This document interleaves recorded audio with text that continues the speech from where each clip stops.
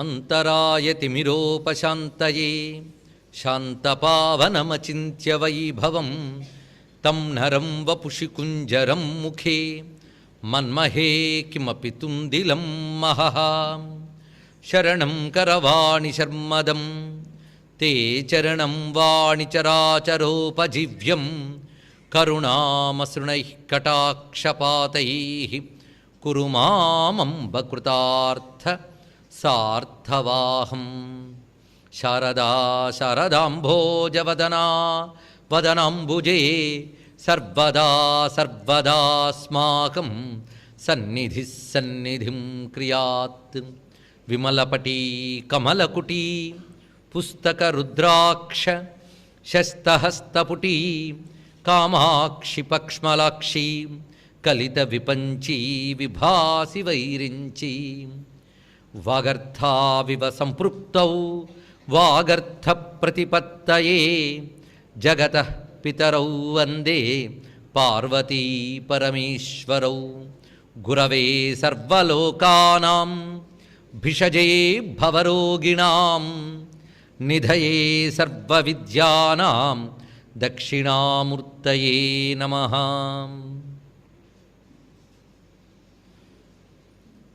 నారాయణ సమారంభాం వ్యాసశంకరమధ్యమాం అస్మదాచార్యపర్యంతాం వందే గురుపరంపరాం. అజ్ఞానాం జాహ్నవీతీర్థం విద్యాతీర్థం వివేకినాం సర్వేషాం సుఖదం తీర్థం భారతీతీర్థమాశ్రయే శ్రీభారతీతీర్థమాశ్రయే. భజే శ్రీచక్రమధ్యస్థాం దక్షిణోత్తరయోః సదా శ్యామావార్తాళి సంసేవ్యాం భవానీం లలితాంబికాం. శివాయ గురవే నమః. శివాయ గురవే నమః. శివాయ గురవే నమః. శివాయ గురవే నమః. శ్రీమాత్రే నమః. శ్రీమాత్రే నమః. శ్రీమాత్రే నమః. శ్రీ విష్ణురూపాయ నమః శివాయ. శ్రీ విష్ణురూపాయ నమః శివాయ. శ్రీ విష్ణురూపాయ నమః శివాయ. శ్రీమాతా శ్రీ మహారాజ్ఞి శ్రీమత్సింహాసనేశ్వరీ. శ్రీమాతా శ్రీ మహారాజ్ఞి శ్రీమత్సింహాసనేశ్వరీ. శ్రీమాతా శ్రీ మహారాజ్ఞి శ్రీమత్సింహాసనేశ్వరీ. నమో మహద్భ్యో ఋషిభ్యో గురుభ్యో నమః. శ్రీ శారదాచంద్రమౌళీశ్వరాభ్యాం నమో నమః. శ్రీమజ్జగద్గురవే నమః. శ్రీ లలితా సహస్రనామ స్తోత్ర మహామంత్రానికి ఋషులైన వశిన్యాది వాగ్దేవతలకు దేవతైన లలితా పరమేశ్వరికి నమస్కరించుకుంటూ ఈ విద్యను అనుగ్రహించిన హయగ్రీవ స్వామి వారికి అగస్త్యుల వారికి నమస్సులు సర్పణ చేసుకుంటూ నిన్న రోజున మనం కామ్యా కామకళారూపా నుంచి వింధ్యాచల నివాసిని వరకు వివరించుకున్నాం. ఇందులో ప్రధానమైనటువంటి రహస్య దివ్యనామం కామకళా రూప. దీని యొక్క విశేషాన్ని ప్రస్తావన చేసుకున్నాం. దాన్ని స్మరించుకుని దీనిలో ప్రవేశించాలి. ఇవాళ కామకళ.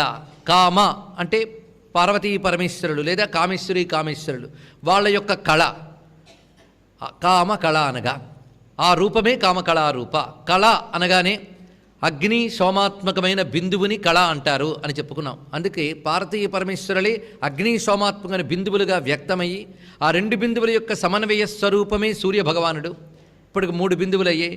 4వది సంవిత్ బిందువు లేదా నాద బిందువు అని చెప్పబడుతున్నది. ఈ విధంగా 4 బిందువుల యొక్క స్వరూపాన్ని కామ కళ అంటే పరమేశ్వరుల యొక్క కళాస్వరూపము, ఇది ఒక అర్థం. అదేవిధంగా కామకళ అనగా స్థూల సూక్ష్మ పర అనే భేదములతో అహం, శ్రీం, ఈం అనబడే మూడింటిని కామకళ అంటారని విషయాన్ని చెప్పుకున్నాం. ఇంకొక భావంలో మనం పరిశీలించినట్లయితే కామకళ అనగా ఇవాళ మనం చెప్పుకుంటున్న మరొక అర్థాన్ని కలుపుకోవాలి. కామకళ, కళ అనగా విద్య అని అర్థం ముందే చెప్పుకున్నాం, గుర్తు ఉంటుంది. అది కామేశ్వరుల యొక్క విలాసములే కామకళ. వాళ్ళ విలాసములుగా ఏ ఏ రూపాలు ప్రకటించారో అవన్నీ కామకళారూప. వారు ఉభయులు ప్రకటించిన సర్వరూపములు కామకళారూపములు. ఇంకొక అర్థం కామకళ, కళ అనగా విద్య. అంటే కామకామేశ్వరుల విద్య అంటే ఏ విద్య? శ్రీ విద్య. అంటే కామకళారూప అంటే శ్రీ విద్యాస్వరూపిణి అనగా పంచదశి, షోడశి ఇత్యాదులన్నిటికీ కూడా కామకళారూప అనే పేరు, అంటే మంత్రరూపిణి. ఇన్ని విశేషార్థములు కామకళారూపంలో ఉన్నాయి. అందుకే ఇది మొత్తానికి కీలకమైన నామంగా ఉన్నది కనుకనే నిన్న విశేషంగా చెప్పుకుని ఇవాళ స్మరించుకున్నాం.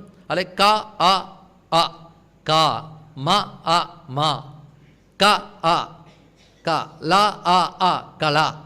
దీనిలోని విశేషం మొట్టమొదటిగా జీవబ్రహ్మైక్యం, రెండవది పృథివీ నుంచి ఆకాశం వరకు ఉన్న సమస్త తత్వములు పరబ్రహ్మమే అనే జ్ఞానం. దాంట్లో కామకళ విమర్శ అంటారు దాన్ని, అంటే దాన్ని వివేచనం చేస్తే తెలుసుకోవాల్సింది. అంటే జీవబ్రహ్మైక్య జ్ఞానమే కామకళారూప అనగా బ్రహ్మ విద్యాస్వరూపము.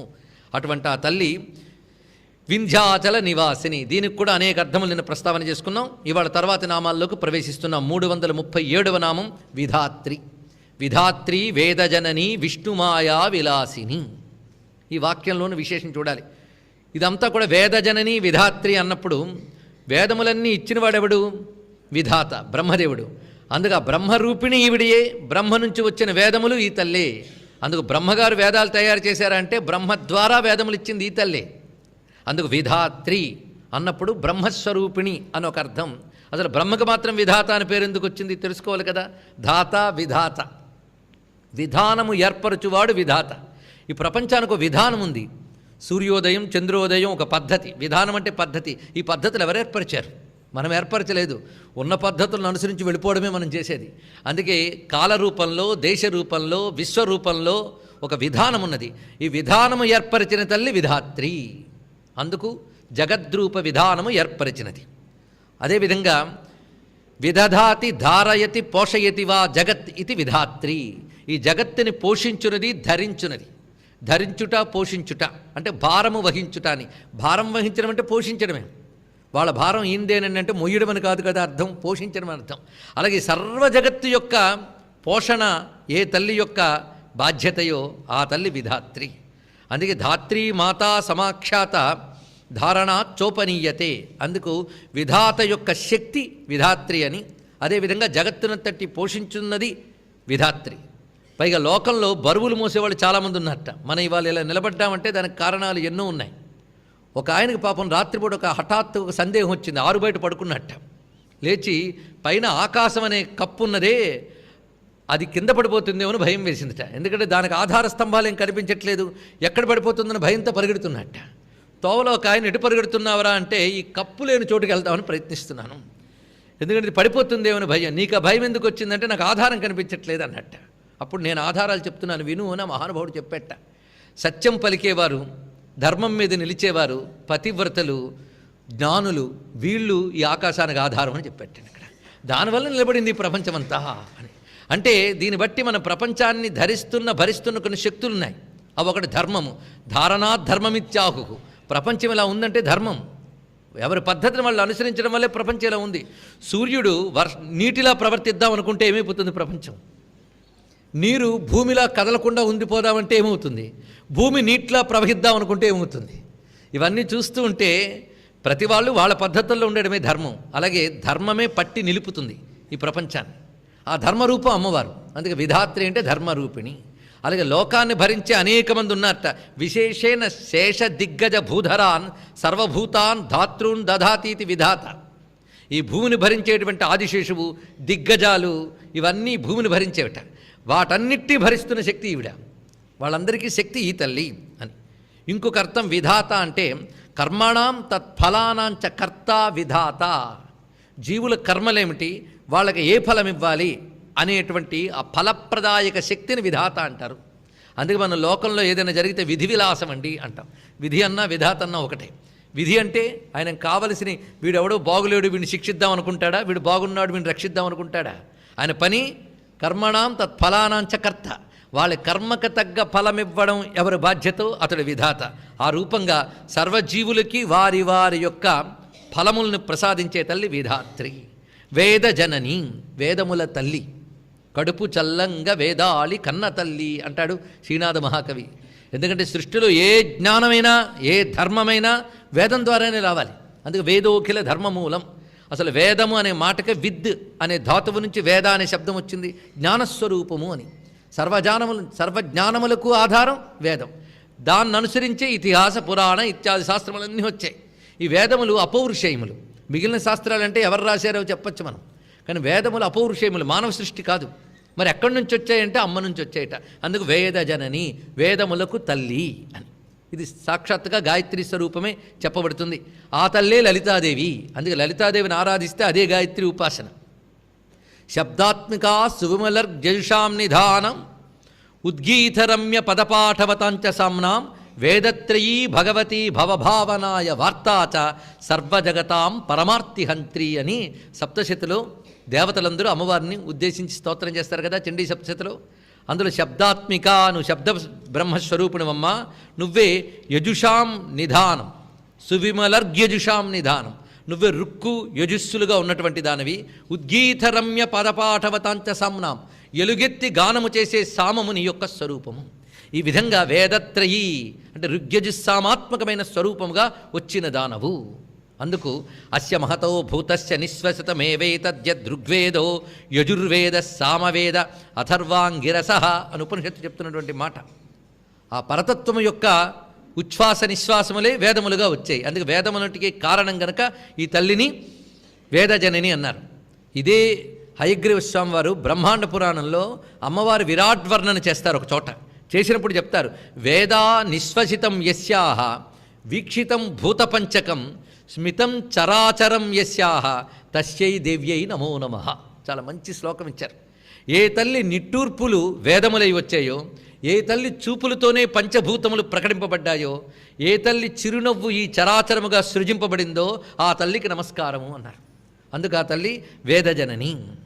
తర్వాత మాట విష్ణుమాయ. ఇక్కడ మరొక విశేషం మర్చిపోద్దు. ఇదంతా కామకళారూపం అనేటువంటి పూసని పట్టుకుని వస్తున్నటువంటి పరంపర, దాన్ని ఆధారం చేసుకుని వస్తున్న నామ పరంపర. అందుకే ఈ అనబడే ఆ శక్తి యొక్క విస్తారమే వేదాది స్వరూపములు అని.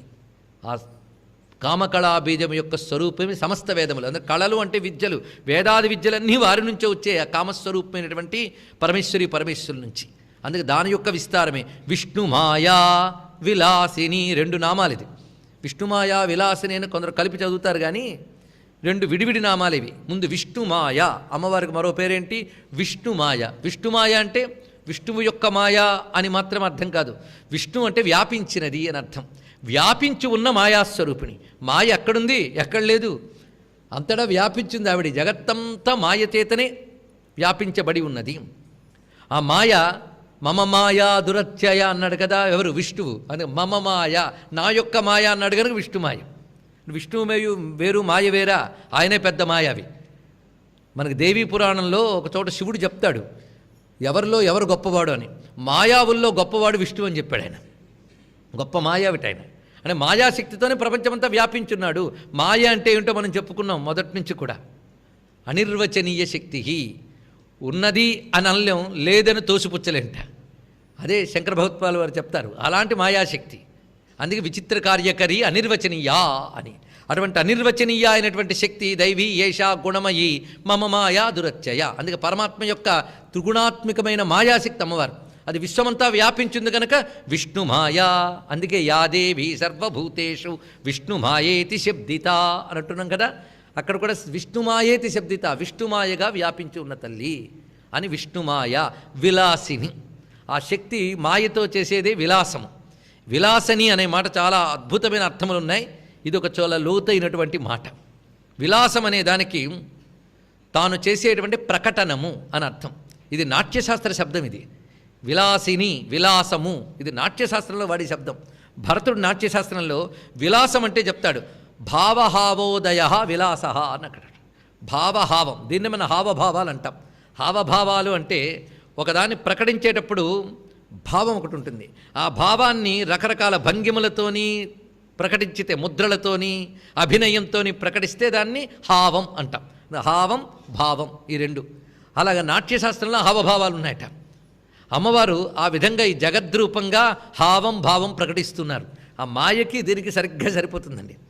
ఎందుకంటే నాట్యశాస్త్రంలో ఒక నర్తకి హావభావాలు ప్రకటించినప్పుడు ఆ నర్తకి అసలు స్వరూపం వేరు, ప్రకటిస్తున్న హావభావాలు అక్కడున్న వృత్తాంతాన్ని ఆధారం చేసుకుని ఉంటాయి. అంటే అవి ఆవిడివి కావు, ఒక భావాన్ని తాను అభినయిస్తుంది. అలాగే మాయ అంటేనే పరమాత్మ యొక్క అభినయం.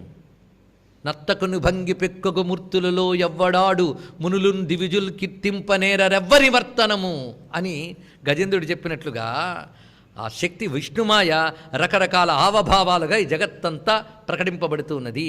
ఈ జగత్తులో ప్రకటింపబడుతున్న భావము హావము, ప్రతిదీ భావము హావం. మనకు భావం కలుగుతుంది, దాన్ని మనం ప్రకటిస్తాం. అలా సృష్టిలో అన్నీ ప్రకటిస్తాయి.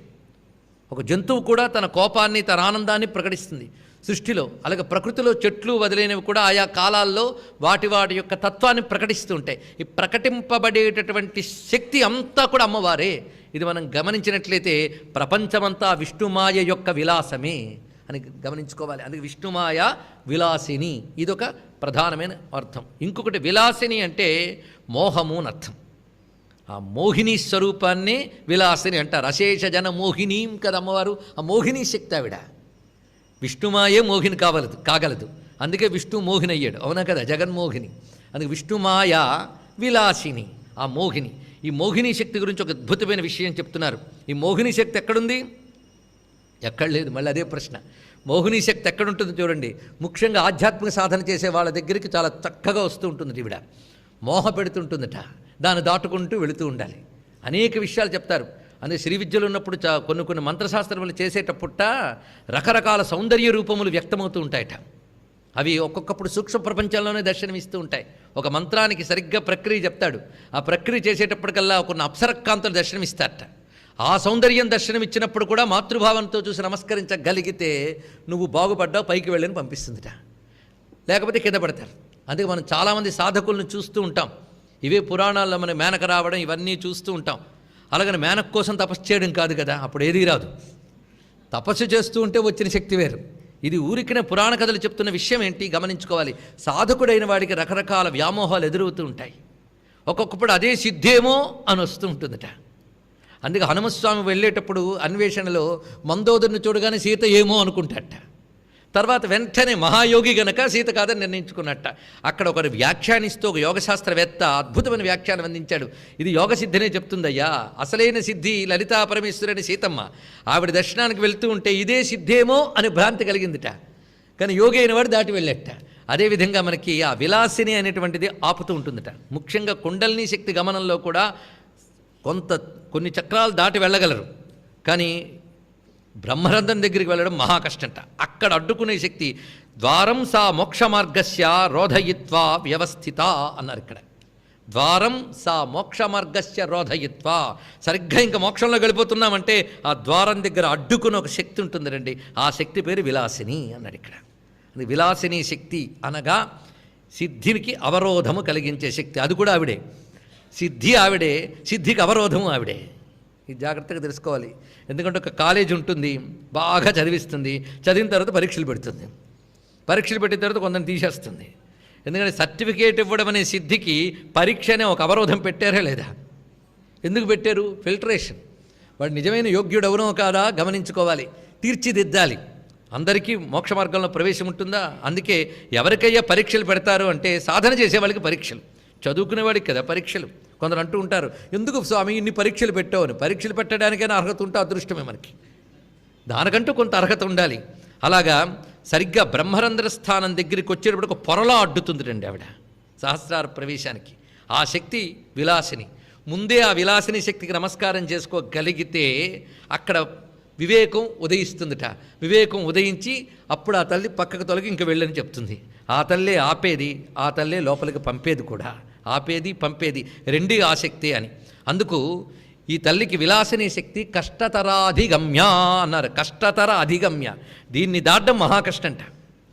అందుకు దాన్ని దాటగలిగించే శక్తి ఆవిడ, దాటడానికి అడ్డుకునే శక్తి ఆ తల్లే. అందుకు విలాసిని, మోహిని శక్తి. ఇదే మనకి జ్ఞానినాపి చేతాంసి దేవి భగవతి హిస్సా బలాదాకృష్య మోహాయ మహామాయ ప్రయచ్చతి. ఆ మహామాయ ఇక్కడ విలాసిని, రెండు ఒకటే అని చెప్తున్నాడు. మనకి స్వచ్ఛంద తంత్రము అనే గ్రంథంలో అమ్మవారు 3 శక్తులుగా అనుగ్రహిస్తూ ఉంటుందట. ఒకటి నిత్య, 2 విలాసిని, 3 దోగ్ధ్రి. 3 శక్తులు దోగ్ధ్రి. దోగ్ధ్రి అంటే దుగ్ధ అంటే పితకడం అండి. దోగ్ధ్రి అంటే పిదికి ఇచ్చేది అని, పొదుగులో పాలున్నాయి పితకాలి, అది దోగ్ధ్రి. నిత్య, విలాసిని, దోగ్ధ్రి, ఈ 3 శక్తులు అమ్మవారివి. నిత్య అంటే ఎప్పుడు ఉండే తల్లి పరాశక్తి. విలాసిని అంటే ఇందాక చెప్పినట్టు అడ్డుకుంటుందిట. ఆ సాధకుడు యోగ్యుడైతే దోగ్ధ్రి, ఆవిడ పితికి ఇస్తుంది ఆ పరతత్వాన్ని.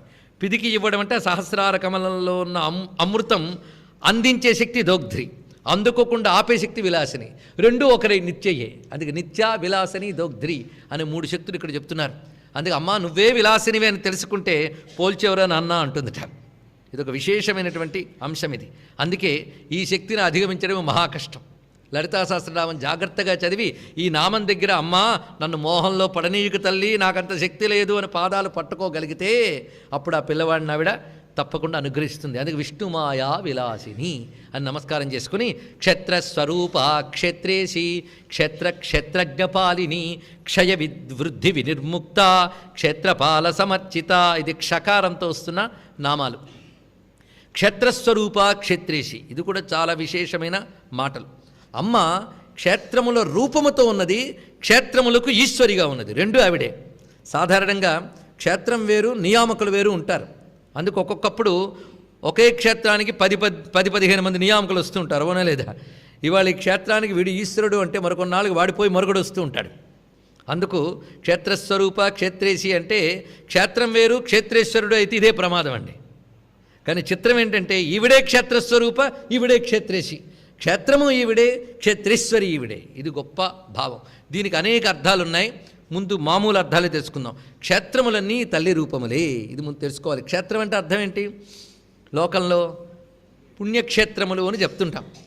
అంటే దేవతాశక్తి ఎక్కడ కేంద్రీకృతమైందో అది క్షేత్రం, అంతే కదా. ఎక్కడ భగవచ్శక్తి ఉందో అది క్షేత్రం. ముందు అది తెలుసుకుందాం. కానీ క్షేత్రాలంటే మనం లిస్టు వెతుక్కుంటూ ఉంటాం. ఇప్పుడు భగవచ్శక్తి లేని చోటు చూపిస్తే అప్పుడు ఉన్న చోటు గురించి ఆలోచిద్దాం. ఎక్కడుంది భగవచ్శక్తి? అంతటా ఉంది కదా. అనిపించింది ఎప్పుడైనా ఊరికిన కబుర్లు కానీ అంతటా ఉందని అలవాటైపోయింది మన శాస్త్రాలు చదివి. కానీ అంతటా భగవచ్శక్తి ఉంది అనిపిస్తోంది. అనిపిస్తే చాలా సంతోషం. అదే భారతీయ సంస్కృతి గొప్పతనం అండి. ఒక మహానుభావుడు చెప్పాడు, భారతదేశంలో మట్టి పిసుక్కురామని అడిగినా భగవంతుడు ఎక్కడున్నాడంటే అంతటా ఉన్నాడని చెప్తాడు. అది అదృష్టం అన్నాడు ఇక్కడ. అంత అద్భుతంగా అందించేశారు, ముందు పొందడం తర్వాత. అంతేగాని మీ భగవంతుడు ఎక్కడ ఉండి ఎక్కడో పరలోకమునందు కలడు మా ప్రభువు అన్నాడు భారతీయుడు. భారతీయుడి దృష్టిలో సర్వత్రా ఉన్నాడు పరమేశ్వరుడు. ముందు ఆ భావం ఉంది, సంతోషం. సర్వత్రా చూడడం ఎలాగో తర్వాత. అందుకే సర్వత్రా చూడడం కోసం ఒక సాధన అంటూ చేయాలి గనక క్షేత్రస్వరూప. అందుకే క్షేత్రరూపీ మహేశ్వర అని శివపురాణంలో ఒక మాట ఉన్నది. క్షేత్రములు ఈశ్వర రూపములట.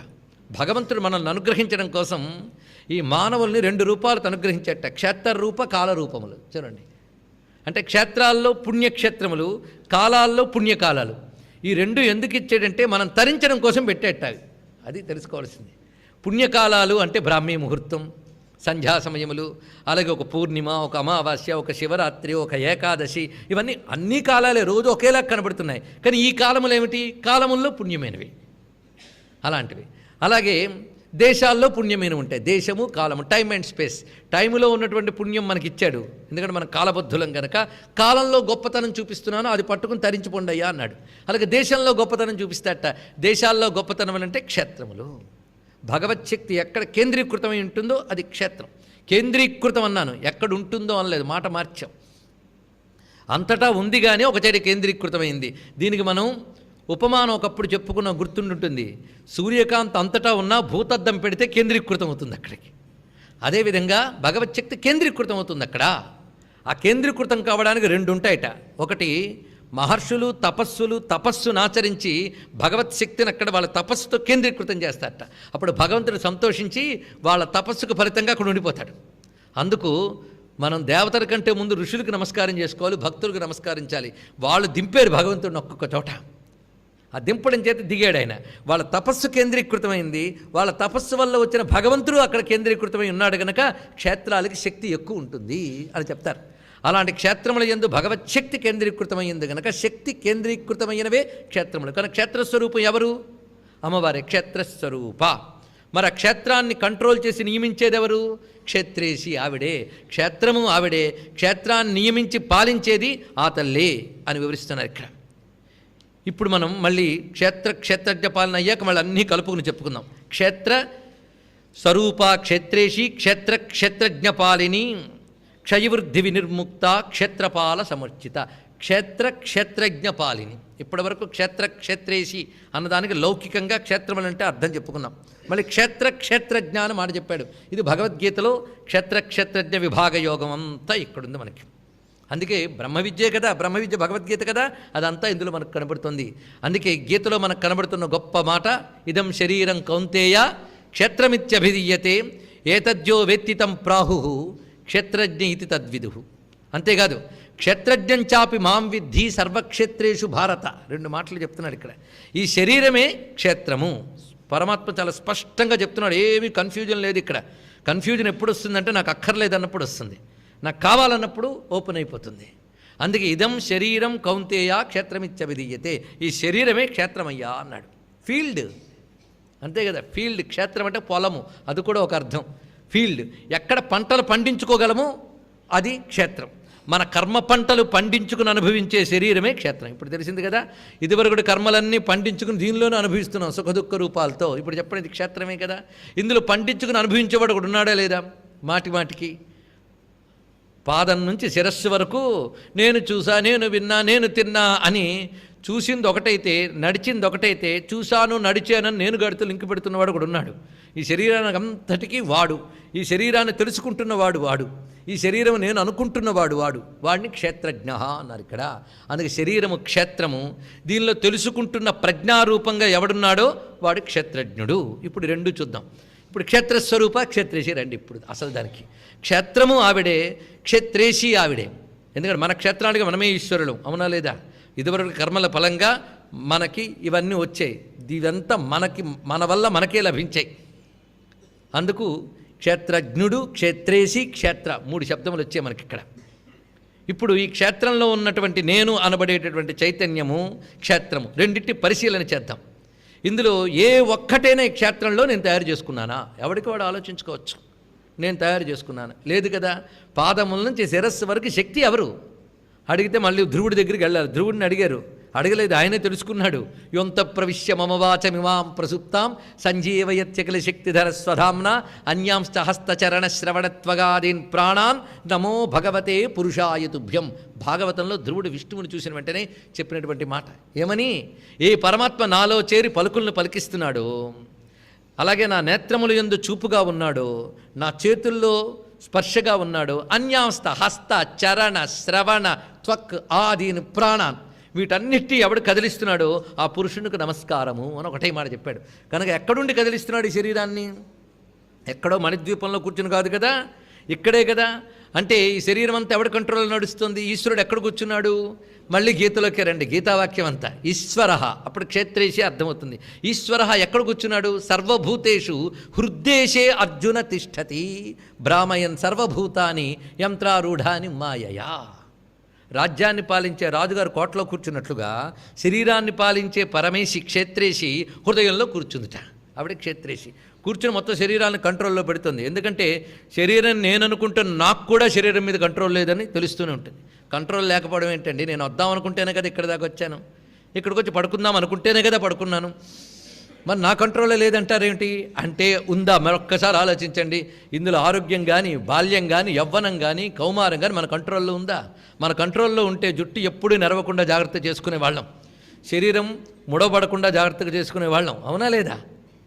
ఎందువల్ల అంటే దీన్ని కంట్రోల్ చేసే ఎనర్జీ ఒకటి ఉంది. ఎంత నేననే స్వతంత్రం అనుకుంటున్నామో ఆ నేను అనుకుంటున్నప్పుడు క్షేత్రజ్ఞుడు అయ్యాడు.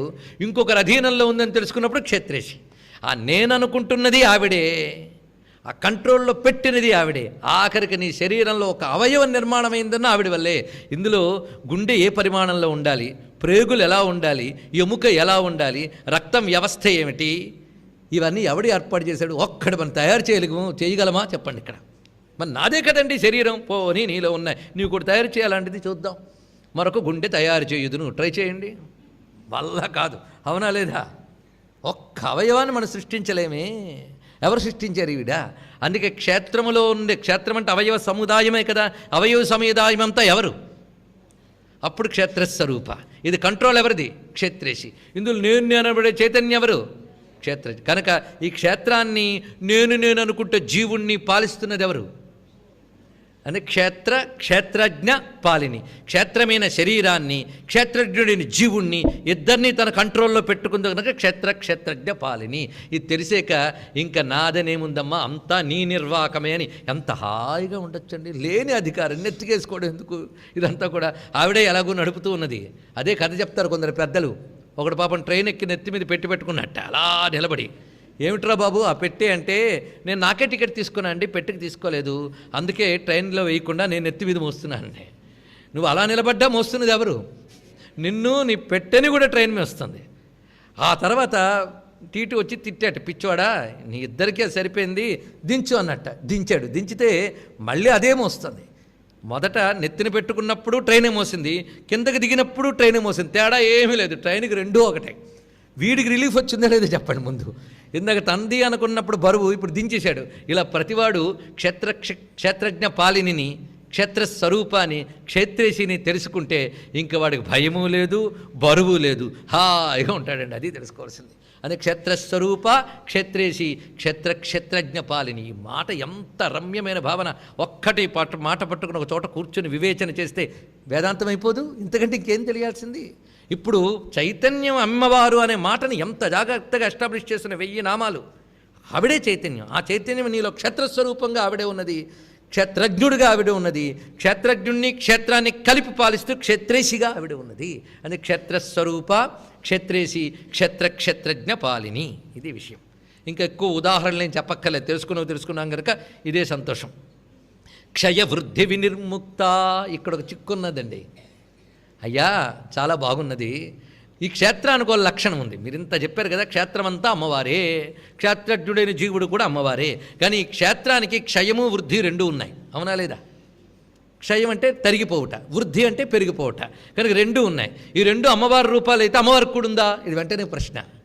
అయ్యా క్షేత్రము, క్షేత్రజ్ఞుడు, క్షేత్రేషి అమ్మవారి అయినప్పటికీ ఈ క్షేత్రానికి ఉన్నటువంటి క్షయవృద్ధి లక్షణాలు మాత్రం అమ్మవారికి లేవయ్యా, చైతన్యానికి లేవు. అది ఇక్కడ చెప్పాడు. క్షయవృద్ధి వినిర్ముక్త. క్షయము కానీ వృద్ధి కానీ ఈ రెండూ లేనటువంటి తల్లి అని అర్థం.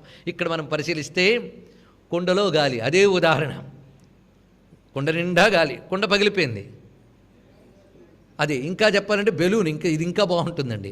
బెలూన్ ఊదేరు, బెలూన్ ఊదక ముందు గాలి ఉంది, బెలూన్ ఊదిన తర్వాత బెలూన్ నిండా గాలి ఉంది, బెలూన్ పేలిపోయింది. గాలి ఉందా లేదా? కనుక ఇందాక మనం బెలూన్ నిండా గాలి అన్నప్పుడు క్షేత్రస్వరూప క్షేత్రేషి. బెలూన్ పోయినా గాలి ఉంది, క్షయవృద్ధి వినిర్ముక్త. ఇప్పుడు అర్థమైపోయి ఉంటుంది. అన్ని ఉపాధుల్లో ఆ తల్లి చైతన్యం ఉన్నది. ఆవిడ వల్ల ఉపాధులు పనిచేస్తున్నాయి. ఉపాధులు పోయినా ఆవిడ అలాగే ఉన్నది. ఇది మనం తెలుసుకున్నప్పుడు కెరటాల నిండా సముద్రం ఉంది, కెరటం లయమైపోయింది, సముద్రం ఏమైంది? అందుకే కెరటం లయమైపోయిన సముద్రం ఎలా ఉందో ఉపాధులు లయమైపోయినా చైతన్యం అలాగే ఉంటుంది. ఇది తెలుసుకోవాలి ఐక్యత్వాన్ని. అందుకే తర్వాత మాట క్షయవృద్ధి వినిర్ముక్త. మాటల గుంపే జ్ఞానం అండి. అందుకే మొదటి రోజు ఉపోద్ఘాతం గుర్తుపెట్టుకోవలసిన అంశం మళ్ళీ వస్తుంది. ఎందుకంటే ఉపోద్ఘాతం ఏంటంటే ఈ ధోరణిలో ఉంటుంది సహస్రనామములు అని చెప్తాం. ఆ ధోరణి మర్చిపోకుండా యాంగిల్లో వెళ్తూ ఉంటే ఎక్కడైనా చెప్పేవాడు ధోరణి తప్పినా వినేవాడు చెప్పచ్చు, మీరు ఇక్కడ చెప్పలేదేమని. అలా శ్రోత కనబడితే అప్పుడు చెప్పేవాడికి నిండైన సంతోషం అండి. ఇందులో ఒక్కొక్క వాక్యాన్ని అనుబంధంగా వెళుతూ ఉంటే జ్ఞానము, అమ్మవారి జ్ఞానం ఇవ్వడానికి సహస్రనామాలు పుట్టే తప్ప మనమేదో చదివేసి పుణ్యాలు మూట కట్టుకోవడానికి మాత్రమే పుట్టలేదు. ఇక్కడ మాత్రమే అంటే మూటలు ఉన్నాయి కాదని కాదు, కానీ అది కాదు, అజ్ఞానం. అందుకే నామాలు ఎందుకు అంటే చిన్న చిన్న క్యాప్సుల్ ఫారంలో ఉంటాయి నామాలు. అదొక దగ్గర పెట్టుకుని మనం మననం చేసుకుంటూ ఉంటే అందులో జ్ఞానం పెళ్ళుబుకి మనల్ని బాగు చేస్తుంది. అందుకే నామ విద్య జ్ఞాన విద్యయే. నామరూపముగా పరమాత్మ జ్ఞానాన్ని ఇవ్వడానికి నామాలు వచ్చాయని మొదటి రోజు చెప్పుకున్నాం. అది ఇక్కడ గుర్తుపెట్టుకోవాలి. అలాగే సహస్రనామము రహస్యనామం కనుక రహస్యాలు బయటకు తీస్తున్నాం. క్షయవృద్ధి వినిర్ముక్త క్షేత్రపాల సమర్చిత. తర్వాతి మాట ఈ క్షేత్రపాలుడి చేత పూజింపబడుతుందిట. ఇప్పుడు క్షేత్రపాలుడు ఎవడు? మరి అమ్మవారు ఏం చెప్పారు కదండి, క్షేత్రజ్ఞుడు అంటే జీవుడని చెప్పాం కదా. ఈ శరీరము నేను అనుకుంటున్నంత కాలం వీడు జీవుడని చెప్పబడతాడు. ఈ శరీరము, ఈ శరీర చైతన్యం కూడా అమ్మవారే అని అనుకున్నాడు, ఇంక జీవుడు ఎక్కడున్నాడు? మీరే ఆలోచించండి. జీవభావం పోయిందా లేదా? జీవభావం ఎప్పుడు పోయిందో మరి వాడు పుట్టడు. జీవభావం ఉంటేనే కదా పుట్టుక, చావు మొదలైనవి. ఎప్పుడైతే ఈ శరీరము, ఈ చైతన్యం అని అంతా అమ్మవారు అని అనుకున్నాడో ఇంక నేనేమిటి? అది కేవలం భ్రాంతే అని ఎప్పుడైతే తెలిసిపోయిందో ఆ నేను కూడా ఆవిడే అహం బ్రహ్మాస్మి అయిపోయింది. ఎప్పుడైతే తేలిపోయిందో మరి వీడికి పుట్టుక లేదనమాట. అది తెలియనంత కాలము క్షేత్రము నేను అనుకుంటున్నప్పుడు క్షేత్రజ్ఞుడుగానే ఉన్నాడు, కానీ క్షేత్రజ్ఞ పాలినిని కానీ క్షేత్రేషిని కానీ తెలుసుకోలేపాడు. తెలుసుకున్నాడా క్షయవృద్ధి వినిర్ముక్త అయినటువంటి ఆ తల్లియే అని తెలుసుకుంటే వీడు కూడా క్షయవృద్ధి వినిర్ముక్త దశకి వెళ్ళిపోతాడండి. మళ్ళీ శరీరాల్లో పడ్డం. అలా వెళ్ళాలి అంటే ఈ శరీరము నేను అనుకుంటున్నంత కాలం వీడు క్షేత్రపాలుడే. ఈ క్షేత్రపాలుడైన జీవుడు అమ్మవారిని అర్చించాలి. ఏ తల్లి నాలో ఈ చైతన్యాన్నంతా ఇస్తున్నదో ఆ తల్లిని నేను ఆరాధిస్తున్నాను అని అర్చించాలి. అలా అర్చించే జీవుడికి క్షేత్రపాలుడని పేరు. ఆ క్షేత్రపాలుడి చేత అర్చింపబడుతున్న తల్లి క్షేత్రపాల సమర్చిత, ఇది అర్థం. ఆ క్షేత్రమునందున్న ఇప్పుడు మనం ఇంత తెలుసుకున్నాం, రేపటి నుంచి అమ్మవారిని మరింత బాగా ఆరాధిస్తాం. అంటే అప్పుడు మనం ఏమైపోయాం? ఈ క్షేత్రాన్ని మనం అమ్మవారి సేవకు వినియోగించుకున్నాం. ఇదే చేతితో ఇంకో పని చేయొచ్చు, ఇదే నోటితో పనికి వాళ్ళని కబుర్లు ఆడచ్చు. ఇప్పుడు రేపటి నుంచి మనం ఏం చేస్తాం? ఈ నోటితో శాస్త్రనామం చదువుకుంటాం, ఇదే నోటితో జపం చేస్తాం, ఇదే కళ్ళతో అలంకృతమైన శారదాదేవిని చూస్తాం, ఇదే చెవితో లలితా సహస్రనామాలు వింటాం, ఇదే చేతులతో అమ్మని పూజ చేస్తాం. ఇప్పుడు ఈ క్షేత్రాన్ని నువ్వు ఎలా మార్చుకున్నావు? అమ్మవారి ఆరాధనగా మార్చుకున్నావా లేదా? ఇది ఎవరి చేతిలో ఉంది?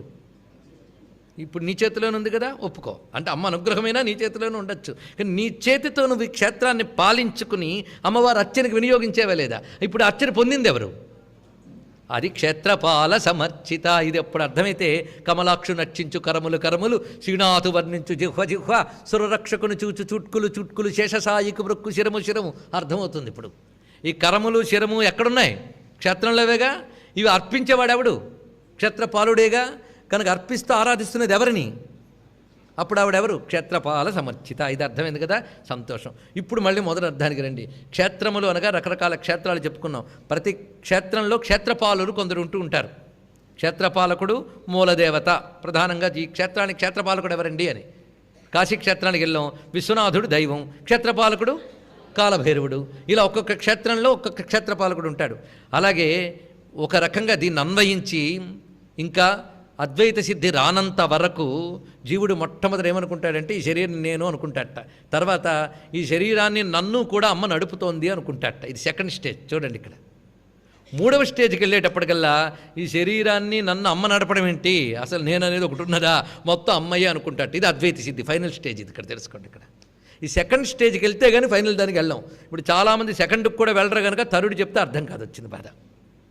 తరుడు అద్వైతం, సెకండు విశిష్టాద్వైతం. అంటే జీవుడు ఈశ్వరుడు ఇద్దరున్నారు లోపల అని అంటారు, తప్పేం లేదు. ఆ స్థితిలో అది కరెక్టే. కానీ జీవుడు ఈశ్వరుని ఆరాధిస్తున్నంత కాలము నీ అంశని నేను, నువ్వు పూర్ణుడివి అనే భావంతో ఆరాధించుకుంటూ ఉంటాడు, తప్పేమీ లేదు. ఉపాధితో తాదాప్యం ఇంకుంది కనుక అది ఉన్నంతకాలం క్షేత్రపాలుడు, అప్పుడు సమర్చిత. అలా ఆరాధన చేస్తూ చేస్తూ ఉంటే ఆ తల్లి క్షయవృద్ధి వినిర్ముక్త దశకి తర్వాత తీసుకువెళ్తుంది. కనుక క్షేత్రము దొరికిన మనం ఈ క్షేత్రాన్ని భగవత్ సేవకు వినియోగించగలిగితే మనం క్షేత్రపాలకులం అవుతున్నాం. మన చేత ఆరాధింపబడే తల్లి క్షేత్రపాల సమర్చిత. అలాగే ప్రతి క్షేత్రంలో క్షేత్రపాలకుడు మూలదైవం ఉన్నట్టుగానే ఈ క్షేత్రంలో కూడా నేను అనుకునే జీవుడు ఒకడు, ఈశ్వరుడు అనబడేటువంటి వాడొకడు ఉంటాడు. వీడే క్షేత్రపాలకుడు ఇక్కడ. అలాగా ఆయా క్షేత్రముల యందు క్షేత్రపాలకుల చేత ఆరాధింపబడుతున్న తల్లి అని అర్థం చేసుకోవాలి. అలాగే ఈ క్షేత్రమునందు జీవుల చేత ఆరాధింపబడుతుంది, సర్వజీవుల చేత ఆరాధింపబడే తల్లి క్షేత్రపాల సమర్చిత. ఇది చెప్పబడుతున్నది. దాని తర్వాత నామంలోకి ప్రవేశిస్తున్నాం. దీనితో క్షేత్రజ్ఞ విభాగ యోగం అయిపోయిందండి. అన్ని శ్లోకాలు కావాలా? గట్టిగా ఆలోచిస్తే 2 మాటలు చాలు. అందుకే మొత్తం క్షేత్రస్వరూప క్షేత్రేసి క్షేత్రజ్ఞ పాలిని క్షయవృద్ధి వినిర్ముక్త క్షేత్రపాల సమర్చిత క్షేత్రజ్ఞ విభాగ యోగం అంతా చర్చ అయిపోయింది మొత్తం వేదాంతం. ఇప్పుడు మరికొన్ని నామాలు. విజయ విమల వంద్య వందారుజన వత్సల. ఇదొక రమ్యమైనటువంటి విశేషంలో ప్రవేశిస్తున్నాం ఇక్కడ మనం. విజయ అమ్మవారి యొక్క స్వరూపం విజయం. ఆవిడ చరిత్రలు తిరగవేయండి, ఎన్ని రాక్షసుల మీద ఆవిడ విజయాలు సాధించింది. బయలుదేరడమే ఆలస్యం, కానీ గెలుస్తుందో లేదో డౌట్ లేదు, గెలిచి తీరుతుంది ఆ తల్లి. అందుకే ఆవిడ వెళ్ళడమే ఆలస్యం. అందుకే ఆవిడ పేరే అపరాజిత అని పేరు. అందుకే జయ, విజయ, అపరాజిత 3 అమ్మవారి యొక్క స్వరూపములు. అందుకే విజయ అంటే జయశాలిని అని అర్థం. జయం ఆవిడ స్వభావం, సర్వత్రా జయమే ఆవిడ.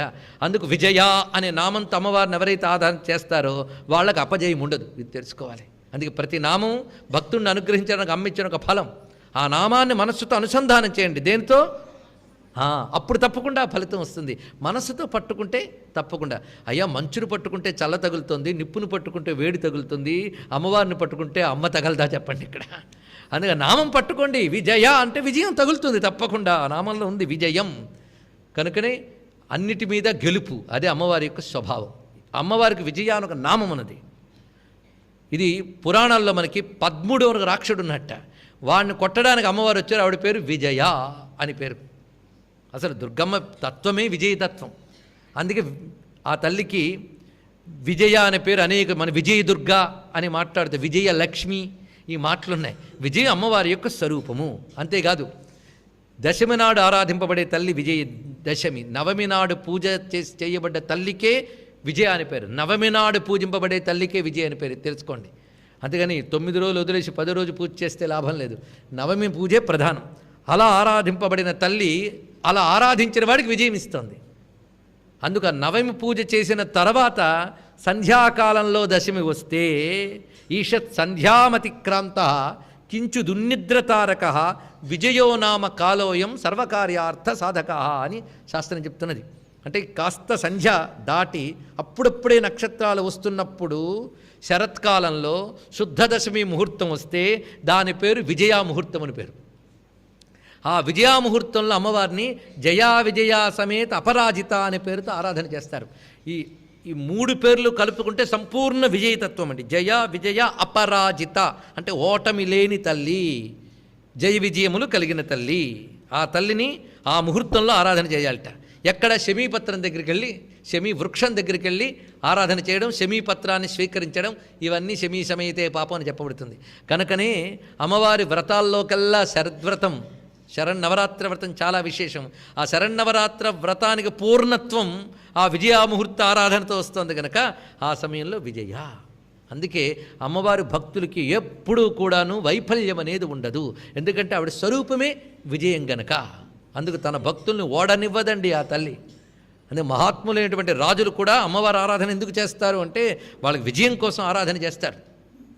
అందుకే సురధుడు మొదలైన వారందరూ ఈ అమ్మ ఆరాధన చేతనే అంతవరకు ఓడిపోయి శత్రువుల చేత దూరంగా తరిమివేయబడ్డ అతడు మళ్ళీ అమ్మ ఆరాధన చేత విజయవంతుడు అయ్యాడా లేదా, ఇది ఆలోచించుకోండి. కానీ ఏ రంగంలోనైనా తిరిగి మనం లేవగలిగిన శక్తి విజయానామం ద్వారా అమ్మవారిని ఆరాధన చేస్తూ వస్తున్నది.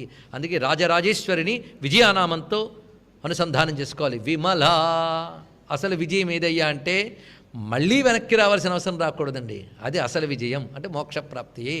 అక్కడి తత్వము విమల. ఈ విమల మాట చాలా విశేషం. ఒక్కొక్క నామాన్ని భావిస్తూ ఉంటే అనుభూతిలోకి వస్తుంది. అది రాగానే మన మనస్తత్వం అది అయిపోతుంది. భావన వల్ల ఏమవుతుందంటే మన మనస్సు అది అయిపోతుందండి. అంతెందుకు ఒక జుగుప్సాకరమైన వస్తువుని మీరు అలా భావిస్తుంటే మొత్తం మీకు ఒళ్ళు జలధరింపుగా ఉంటుంది. ఒక ఆనందకరమైన వస్తువును భావిస్తుంటే ఆహా అని వస్తుంది. అంటే భావంతో మనస్సు తాదాత్మ్యం చెంది తత్స్వరూపం మీలో కనిపిస్తుందా లేదా. అందుకే లోకంలో ఎప్పుడు కోపము, నెగిటివ్ థింకింగు ఎప్పుడు ఉన్నవాడు మొహం చూడండి. పుట్టినప్పుడు బాగానే ఉన్నాడు, కానీ మొదట్టుండి ఇదే అలవాటు అయిపోవడంతో వాడు ముఖంలో ఒక వికారం ఏర్పడుతుంది. కానీ నువ్వెప్పుడు ఏది భావిస్తావో అది నీ స్వరూపాన్ని మార్చేస్తుంది, తెలుసుకోండి. అందుకే ముందు భావం రావాలి, అది నిరంతర భావం వల్ల స్వభావం కావాలి, అది ప్రభావం అయిపోవాలి. అందుకే భావం, స్వభావం, ప్రభావం అని 3 విషయాలు మనం ఆలోచించుకోవచ్చు. అందుకే భావించాలి అమ్మవారి నామములు విజయ, విమల. విమల అంటే మాలిన్యము లేనిది అని ఒకటే మాట. మాలిన్యం అంటే ఎన్ని రకాలు ఉన్నాయో మాలిన్యాలు అన్నీ కలిపి కట్ట ఒకటే మాలిన్యం అంటే సమస్య లేదు. దృష్టి పెరుగుతున్న కొద్ది భయం కదా. ఒకటే మాలిన్యం అంటే అజ్ఞాన మాలిన్యం, అవిద్యా మాలిన్యం. ఆ మాలిన్యం ఉంటే జీవుడు, మాలిన్యం లేనిది ఈశ్వరుడు. అందుకే ఈశ్వరుడికి శివుడికి, జీవుడికి ఈశ్వరుడికి తేడా ఏమిటయ్యా అంటే శుద్ధత ఉంటే ఈశ్వరుడు, శుద్ధత లేకపోతే జీవుడయ్యా అన్నాడు. అందుకే మలత్రయ సంశ్లేషము చేత అంటే మలత్రయాలు కమ్ముకుపోతే జీవుడు, మలత్రయాలు లేనిది ఈశ్వరుడు. అతను స్వతసిద్ధంగా ఆదిత పరిశుద్ధత్వాత్ మలత్రయ వియోగత శివయుత్యుచ్యతే సద్భి అని శివశాస్త్రం చెప్తున్న నిర్వచనం. శివ అనగా పరమాత్మ అంటే ఏమిటంటే ఆదిత పరిశుద్ధత్వాత్, ఎప్పుడూ శుద్ధుడే ఆయన. మలత్రయ వియోగత, ఆయనకు 3 మాలిన్యాలు లేవు. 3 మాలిన్యాలు ఏవో గుర్తున్నాయా? చెప్పుకున్నాం ఒక రోజున. ఆణవమల, కార్మికమల, మాయికమల అని 3 మాలిన్యాలు ప్రతి జీవుడికి ఉంటాయి. ఈ మూడు శరీరాలకి సంబంధించినటువంటివి. అని 3 రకాల మాలిన్యాలు తొలగించగలిగే తల్లి ఆవిడ, అవి లేని తల్లి ఆవిడ. ఆవిడకి ఆ మాలిన్యములు లేవు. అందుకు ఇవి ప్రధానంగా. అంతేకాదు శరీర మాలిన్యాలు, మానసిక మాలిన్యాలు చాలా చాలా ఉంటాయట. శరీర మాలిన్యాలు ఎన్ని రకాలు ఉంటాయి శాస్త్రం చెప్తుంది. వస, రక్త, శుక్ల, మజ్జ, మూత్ర, విట్, పింజూష, నఖ, శ్లేష్మ, అశ్రు, కన్నీరు కూడా ఒక దోషం అంటండి. దూషిక, అదేవిధంగా స్వేదమాలిన్యం, జిహ్వామాలిన్యం, దాని కులక అని పేరుట, శాస్త్ర శబ్దాలు చూడండి ఇక్కడ. అలాగే దంతమాలిన్యం, దీని విప్పక అని పేరుటివి. ఇలాంటివన్నీ కూడాను ఈ ప్రకృతి జమ్ములేని దేహాలకు ఉంటాయి. అమ్మవారు ధరించిన దివ్యమంగళ విగ్రహానికి దోషాలు ఏవి ఉండవు. కనుక ఆవిడ ఆకృతిలోని ఈ దోషాలు ఉండవు. ఇవి మామూలు ప్రాకృతికమైన సర్వశరీరాలకు ఉంటాయి. అమ్మ దివ్యమంగళ విగ్రహానికి దోషాలు లేవు. ఇక ఆవిడ యొక్క తత్వానికి అసలు దోషము లేదు.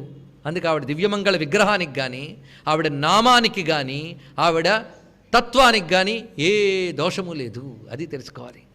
అందుకు అమ్మ రూపాన్ని భావించేటప్పుడు ఈ దోషరహితగా భావన చేయవలసినటువంటి అవసరం ఉన్నది. అలాగే మంత్రస్వరూపంలో విమల, విజయ అని మంత్రానికి 2 లక్షణాలు ఉంటాయని చెప్పాడు ఇక్కడండి. విజయ అంటే సిద్ధి కలిగించే లక్షణం విజయ. అమ్మవారిని మంత్రరూపంగా కూడా చూడాలి మనం. మంత్రమే అమ్మవారు కదా. కానీ మంత్రంలో విమలత్వం ఎప్పుడు వస్తుంది? ఇప్పుడు బంగారాన్ని ముందు తీసినప్పుడు ఎలా చేస్తారు? రా ఏకంగా వచ్చినప్పుడు క్రూడ్గా వస్తుంది. దాన్ని మనం పుటపాక ప్రతీకాశం, దాన్ని రకరకాల సంస్కారాలు చేసి మాలిన్యం తొలగించి అసలు బంగారంగా తీస్తామట.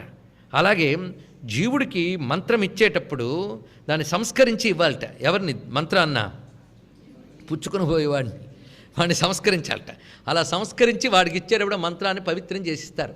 అంతేగాని ఒక దగ్గర కూర్చొని ఇదిగా అంతమంది శిష్యులు మళ్ళీ దొరుకుతారా అని స్టేజ్ మీద ఒక ఆయన బీజాక్షర మంత్రం ఇచ్చాట. అలాంటి వాడిని నిజమైన శాస్త్రవేత్తలు ఉంటే తీసుకెళ్ళి ఖైదు చేయాలండి. నామాలు, స్తోత్రాలు, శ్లోకాలు పర్వాలేదు, కానీ ఒక సమూహానికి పంచదశలు ఇచ్చేవాళ్ళు, సమూహానికి బాలలు ఇచ్చేవాళ్ళు కూడా తయారైపోతున్నారు. ఎందుకంటే శాస్త్ర మర్యాదల్లో ఏం చేస్తాం? మంత్రములు కన్నప్పుడు ఏం చేయాలంటే ఆ మంత్రం ఇచ్చేటప్పుడు ముందుగా చూసుకోవాల్సింది అర్వణము అని ఒక దీక్ష ఉన్నదట. అంటే శిష్యుడి నక్షత్రం ఏంటి, వాడికి ఏ నక్షత్రంలో అది ఇవ్వాలి, ఆ మంత్రానికి ఆ నక్షత్రం సరిపోతుందా, ఇవన్నీ చూడాలట.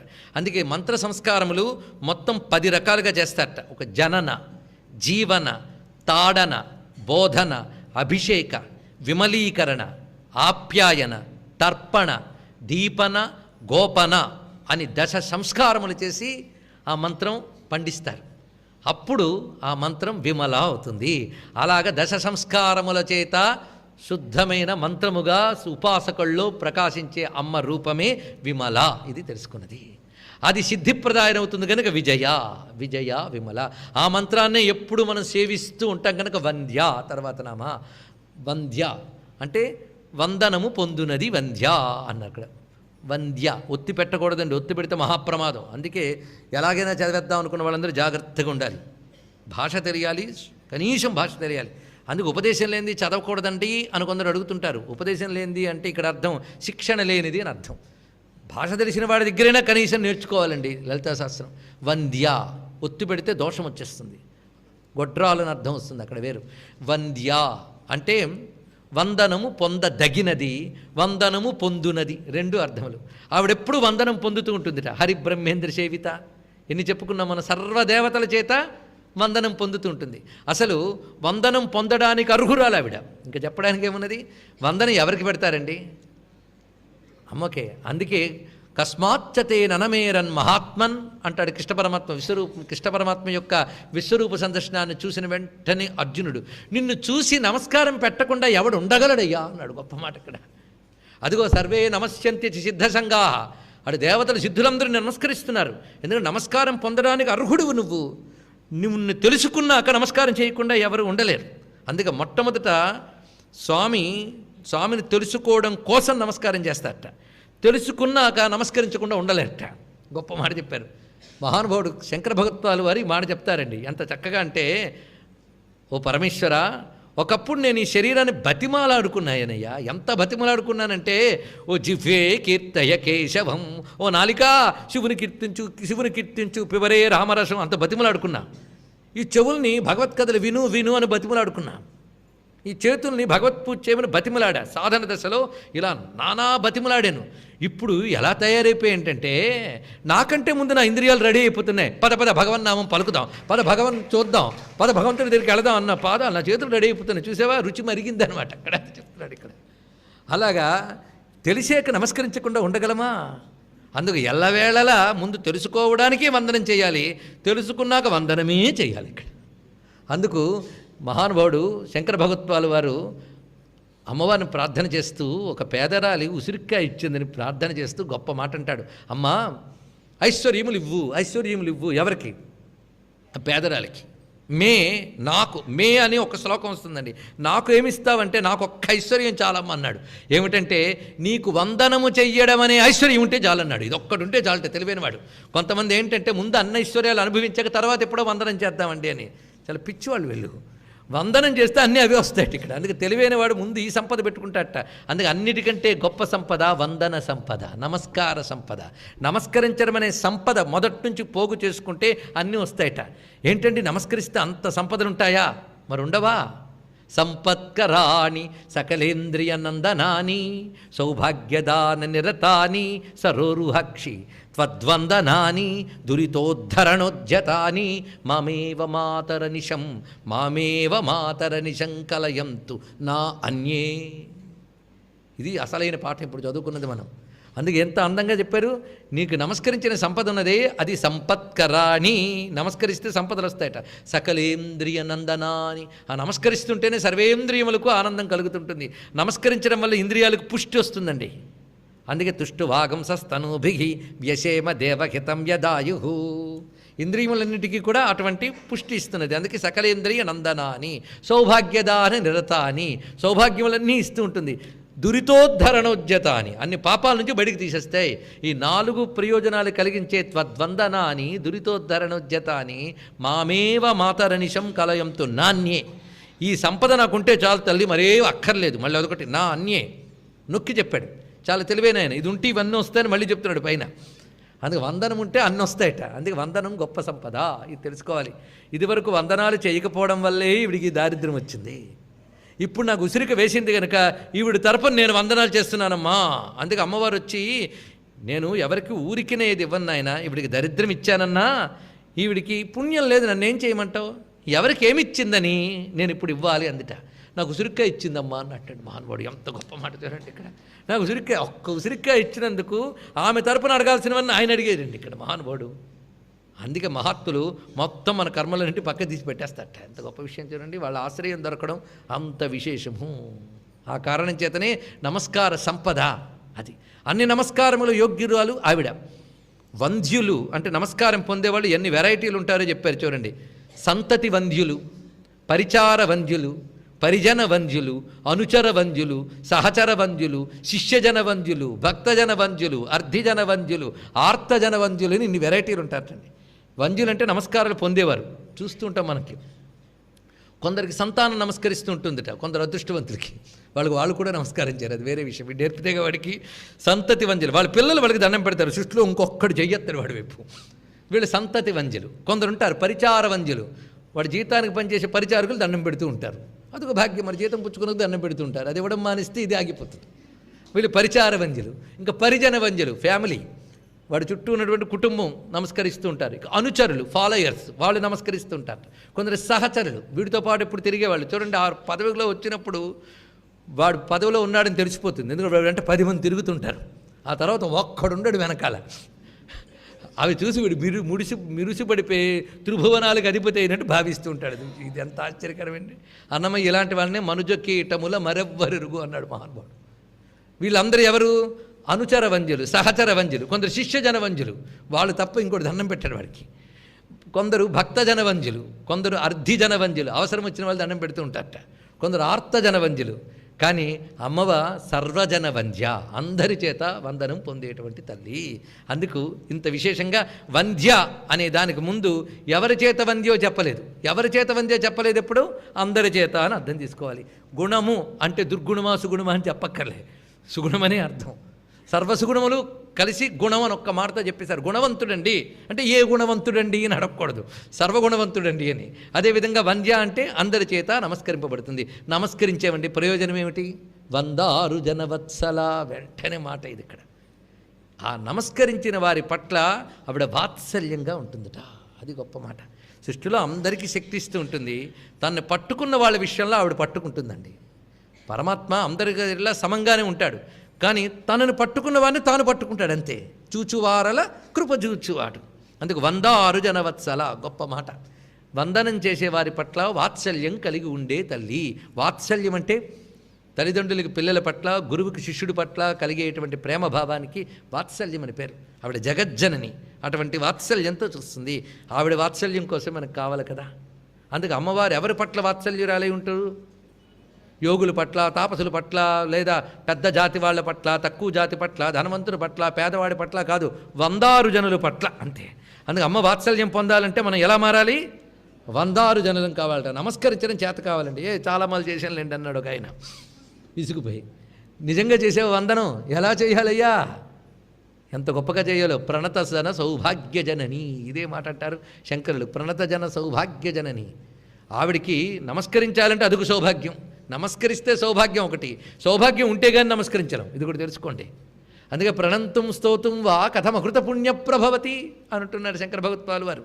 అందుకు అమ్మవారికి నమస్కారం చేయాలంటేనే సౌభాగ్యం ఉండాలండి. అందుకు వందనం అంటే ముందు తెలుసుకోవాలి. తనువు చే వందన మొనరించుచున్నారా అన్నారు కదా త్యాగరాజ స్వామి వారు. అందుకు త్రికరణాలతో అమ్మని శరణ వేడడమే నమస్కారం, అది వందనము. అలాంటి వందనం చేసిన వారిని అమ్మ తప్పకుండా అనుగ్రహిస్తున్నది. అంటే సులభ ప్రసన్నరాలు.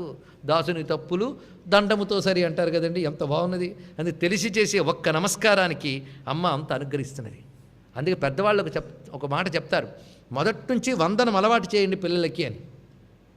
ఎందుకంటే ఇతర దేశాలకు ఇంకా ఈ నాగరికత రాలేదు. భారతదేశం నాగరికతలో పండిపోయింది. ఒకప్పుడు పండిపోయింది కనుక తల్లికి, తండ్రికి, గురువుకి వయస్సు చేత, జ్ఞానం చేత గొప్పవారైన వారిని చూసిన బట్టి నమస్కరించడం అనేది అలవాటు చేశారు. ఇప్పుడు నమస్కరించడం అనేది ఇప్పుడు అనాగరికత. ఎందువల్లంటే గురువులకు నమస్కరించడం ఏంటి, ఇలాంటివన్నీ కూడా ఒకానొక ధిక్కార ధోరణి లేదా అణచివేత ధోరణి అని కొత్త కొత్త ఉద్యమాలు వినబడుతున్నాయి. సంస్కారం లేని వాళ్ళకి ఎలాగూ లేదు, ఉన్నవాళ్ళకి అవి పోతున్నాయి క్రమక్రమంగా. అవునా లేదా అండి? ఒకసారి ఒక పాపం ఒక పెద్ద యతీశ్వరుడు ఒకరి ఇంటికి వస్తే వాళ్ళ పిల్లాన్ని చూపించారు, దండం పెట్టరా అని. ఇలా చూసి నమస్తే అంకుల్ అన్నాడు ఒక ఆయన. ఏం చేస్తామండి అంటే సరిగ్గా వందనం వీళ్ళు పెడితే వాళ్ళకి నేర్పుతారు. అందుకు నమస్కరించడం అనేది ఎంత సంస్కారమో చూడండి. అది ఒక్కసారి నమస్కరించే నేర్పాలట. అందుకే మృకండు మహర్షి వాళ్ళ పిల్లాడికి మార్కండేయుడికి ఎవరింటికి వచ్చినా దండం పెట్టించుతున్నట్ట. ఎందుకంటే 16 ఏళ్ళ ఆయువు ఆయనకి.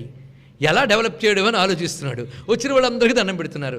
ఎందుకంటే పిల్లలు దండం పెట్టి ప్రవర చెప్పుకొని దండం పెడితేట ఆశీర్వచనం ఒకటే చేయాలి చూడండి, దీర్ఘాయుష్మాన్ భవ అని అనాలి. ఇది ఒక్కటే ఆశీర్వచనం. చాలామందికి ప్రవర చెప్పడం వీడికి తెలియదు, ప్రవర చెప్పిన వాడిని ఎలా ఆశీర్వదించాలో వాడికి తెలియదు. వచ్చిన వాళ్ళందరికీ ప్రవర చెప్పి నమస్కారం చేస్తూనే దీర్ఘాయుష్మాన్ భవ అనాలి. ఇది సంప్రదాయం. అందుకే ఎవరు వస్తే వాడికి దండం పెట్టిస్తున్నట్ట. ఎవడైనా అంటాడేమో అని ఆశ. కానీ చిత్రం ఏంటంటే ఈ అబ్బాయి నమస్కారం పెడితే మాత్రం జ్ఞానవాన్ భవ ఇలాంటి మాటలే అంటున్నారు, కానీ ఒక్కడు ఆయుష్మాన్ భవ అనట్లేదు. ఎంత బాధ అంటే వాడికి యోగం ఉంటే కానీ వాళ్ళ నోటు అంట రాదు. ఆఖరికి ఒకసారి సప్తర్షులు వచ్చారట, వాళ్ళందరూ 7 కూడబలుక్కుని దీర్ఘాయుష్మాన్ భవ అన్నట్టు. అమ్మాయి అనుకున్నారు. అప్పుడు నారదుడు నవ్వేట. ఆయన నవ్వితే డేంజరే. ఏంటయ్యా నవ్వారంటే, లేనిది మీరు అన్నారు, ఇప్పుడు ఋషివాక్ అబద్ధమైపోతుంది అన్నారు. వెంటనే వాళ్ళు తీసుకెళ్ళి బ్రహ్మగారి దగ్గర పెట్టారట. నీ వాక్ అబద్ధమవుతుంది జాగ్రత్త అని. ఋషివాక్ అబద్ధమవుతుందంటే మరి నా వాక్ అబద్ధం ఏంటంటారంటే, ఋషివాక్ అబద్ధం కాకూడదన్నది నీ వాక్కు గనక అన్నట్టు. ఎంత గొప్పగా చెప్పారు. ఇప్పుడు పెద్ద చిక్కు వచ్చింది. అప్పుడు బ్రహ్మగారు ఇంకా తప్పదని చెప్పి పంచాక్షరి మంత్రోపదేశం చేసి శివుణ్ణి ఆశ్రయించి అని చెప్పేట.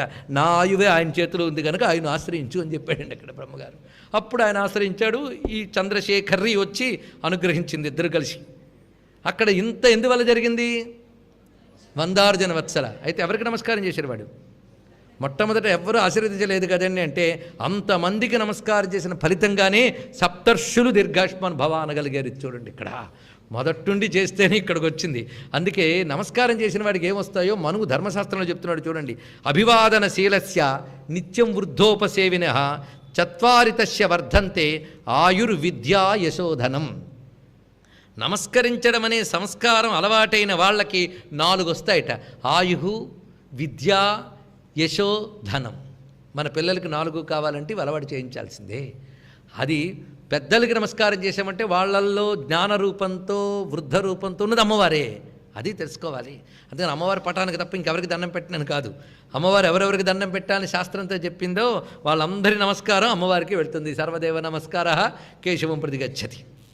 ఇప్పుడు 100 జనవత్సల తర్వాత మరొక అద్భుత మంత్ర విశేషానికి వెళ్తున్నాయి. దీని ఒక్క వాక్యం అండి. ఈ వాక్యం అంతా చిన్నప్పటి నుంచి చదివితే విద్యలు బాగా వస్తాయి. వాగ్వాదిని వామకేశి వహ్ని మండల వాసిని. ఈ మాట ఉన్నదే ఇందులో మంత్ర విశేషాన్ని చూపిస్తున్నాడు. అది వాంగ్మంత్రం అంటే తల్లి సరస్వతీదేవికి సంబంధించిన మంత్ర విశేషములు ఉన్నాయి ఇక్కడ. పైగా ఇవన్నీ అమృత మంత్ర విశేషాలని నిన్ననే విశ్వాధిక వేద విద్య అంతకు ముందు కూడా వకారంతోనే మనం మొదలుపెట్టుకుని వరదా వామనయన అక్కడి నుంచి మనకి వకారం మొదలైపోయింది. అమృతనామాల్లో భాగం ఇవి కూడా. అందుకు వాగ్వాదిని వామకేశి. ముందు వాగ్వాదిని. ఈ తల్లి అమ్మవారి యొక్క ప్రధానమైన దేవతల్లో ఒకరు. శ్రీ విద్యా దేవతల్లో వాగ్వాదిని ఒకరు, అంగదేవతల్లో ఒకరు. దేనికి? శ్యామలాదేవి యొక్క అంగదేవతల్లో ఒకరండి ఈవిడ. శ్యామలాదేవి జ్ఞానాధిదేవత కదా, ఆవిడ దగ్గర అనేకమైన శక్తులు ఉంటాయి. అందుకే అమ్మ ఉపాసకులకి శ్యామలా మంత్రం శిరోధార్యం. ఆ శ్యామలాదేవి ప్రక్కన ఉండేటువంటి శక్తుల్లో వాగ్వాదిని ఒకటి, అదేవిధంగా నకులి సరస్వతి ఒకటి. వీళ్ళందరూ ఉంటారు అక్కడ. గుర్తుందా? లలితోపాఖ్యానంలో నకులి గుర్తు చెప్పుకున్నాం మనం. మొత్తం వాగ్వాదిని అమ్మవారి అనుగ్రహం. ఆ శ్యామలాదేవి యొక్క స్వరూపం ఈవిడ. ఈ తల్లి దయ ఉంటే వాక్కులు బాగుంటాయట. వాక్ అంటే జ్ఞానం. ఇదొకటి తెలియాలి. కొంతమంది వాక్ అంటూ ఊరికిన గడగడ వాగడం అనుకుంటారు. వాడు మాట్లాడాడు అంటే మాట్లాడదగ్గ జ్ఞానం లోపలుందనే కదా అర్థం. కానీ వాక్కు అంటే డెఫినేషన్ ఏంటో ముందు తెలుసుకోండి. వాక్ అంటే వ్యక్తీకరింపబడిన జ్ఞానము, ఎక్స్ప్రెస్ చేయబడ్డ జ్ఞానానికి వాక్ అని పేరు. వాడి దగ్గర ఉంటే కదా వచ్చింది బయటికి. కానీ వాగ్వాదిని, ఆ వాక్కుల్ని పలికించగలిగే దేవత వాగ్వాదిని.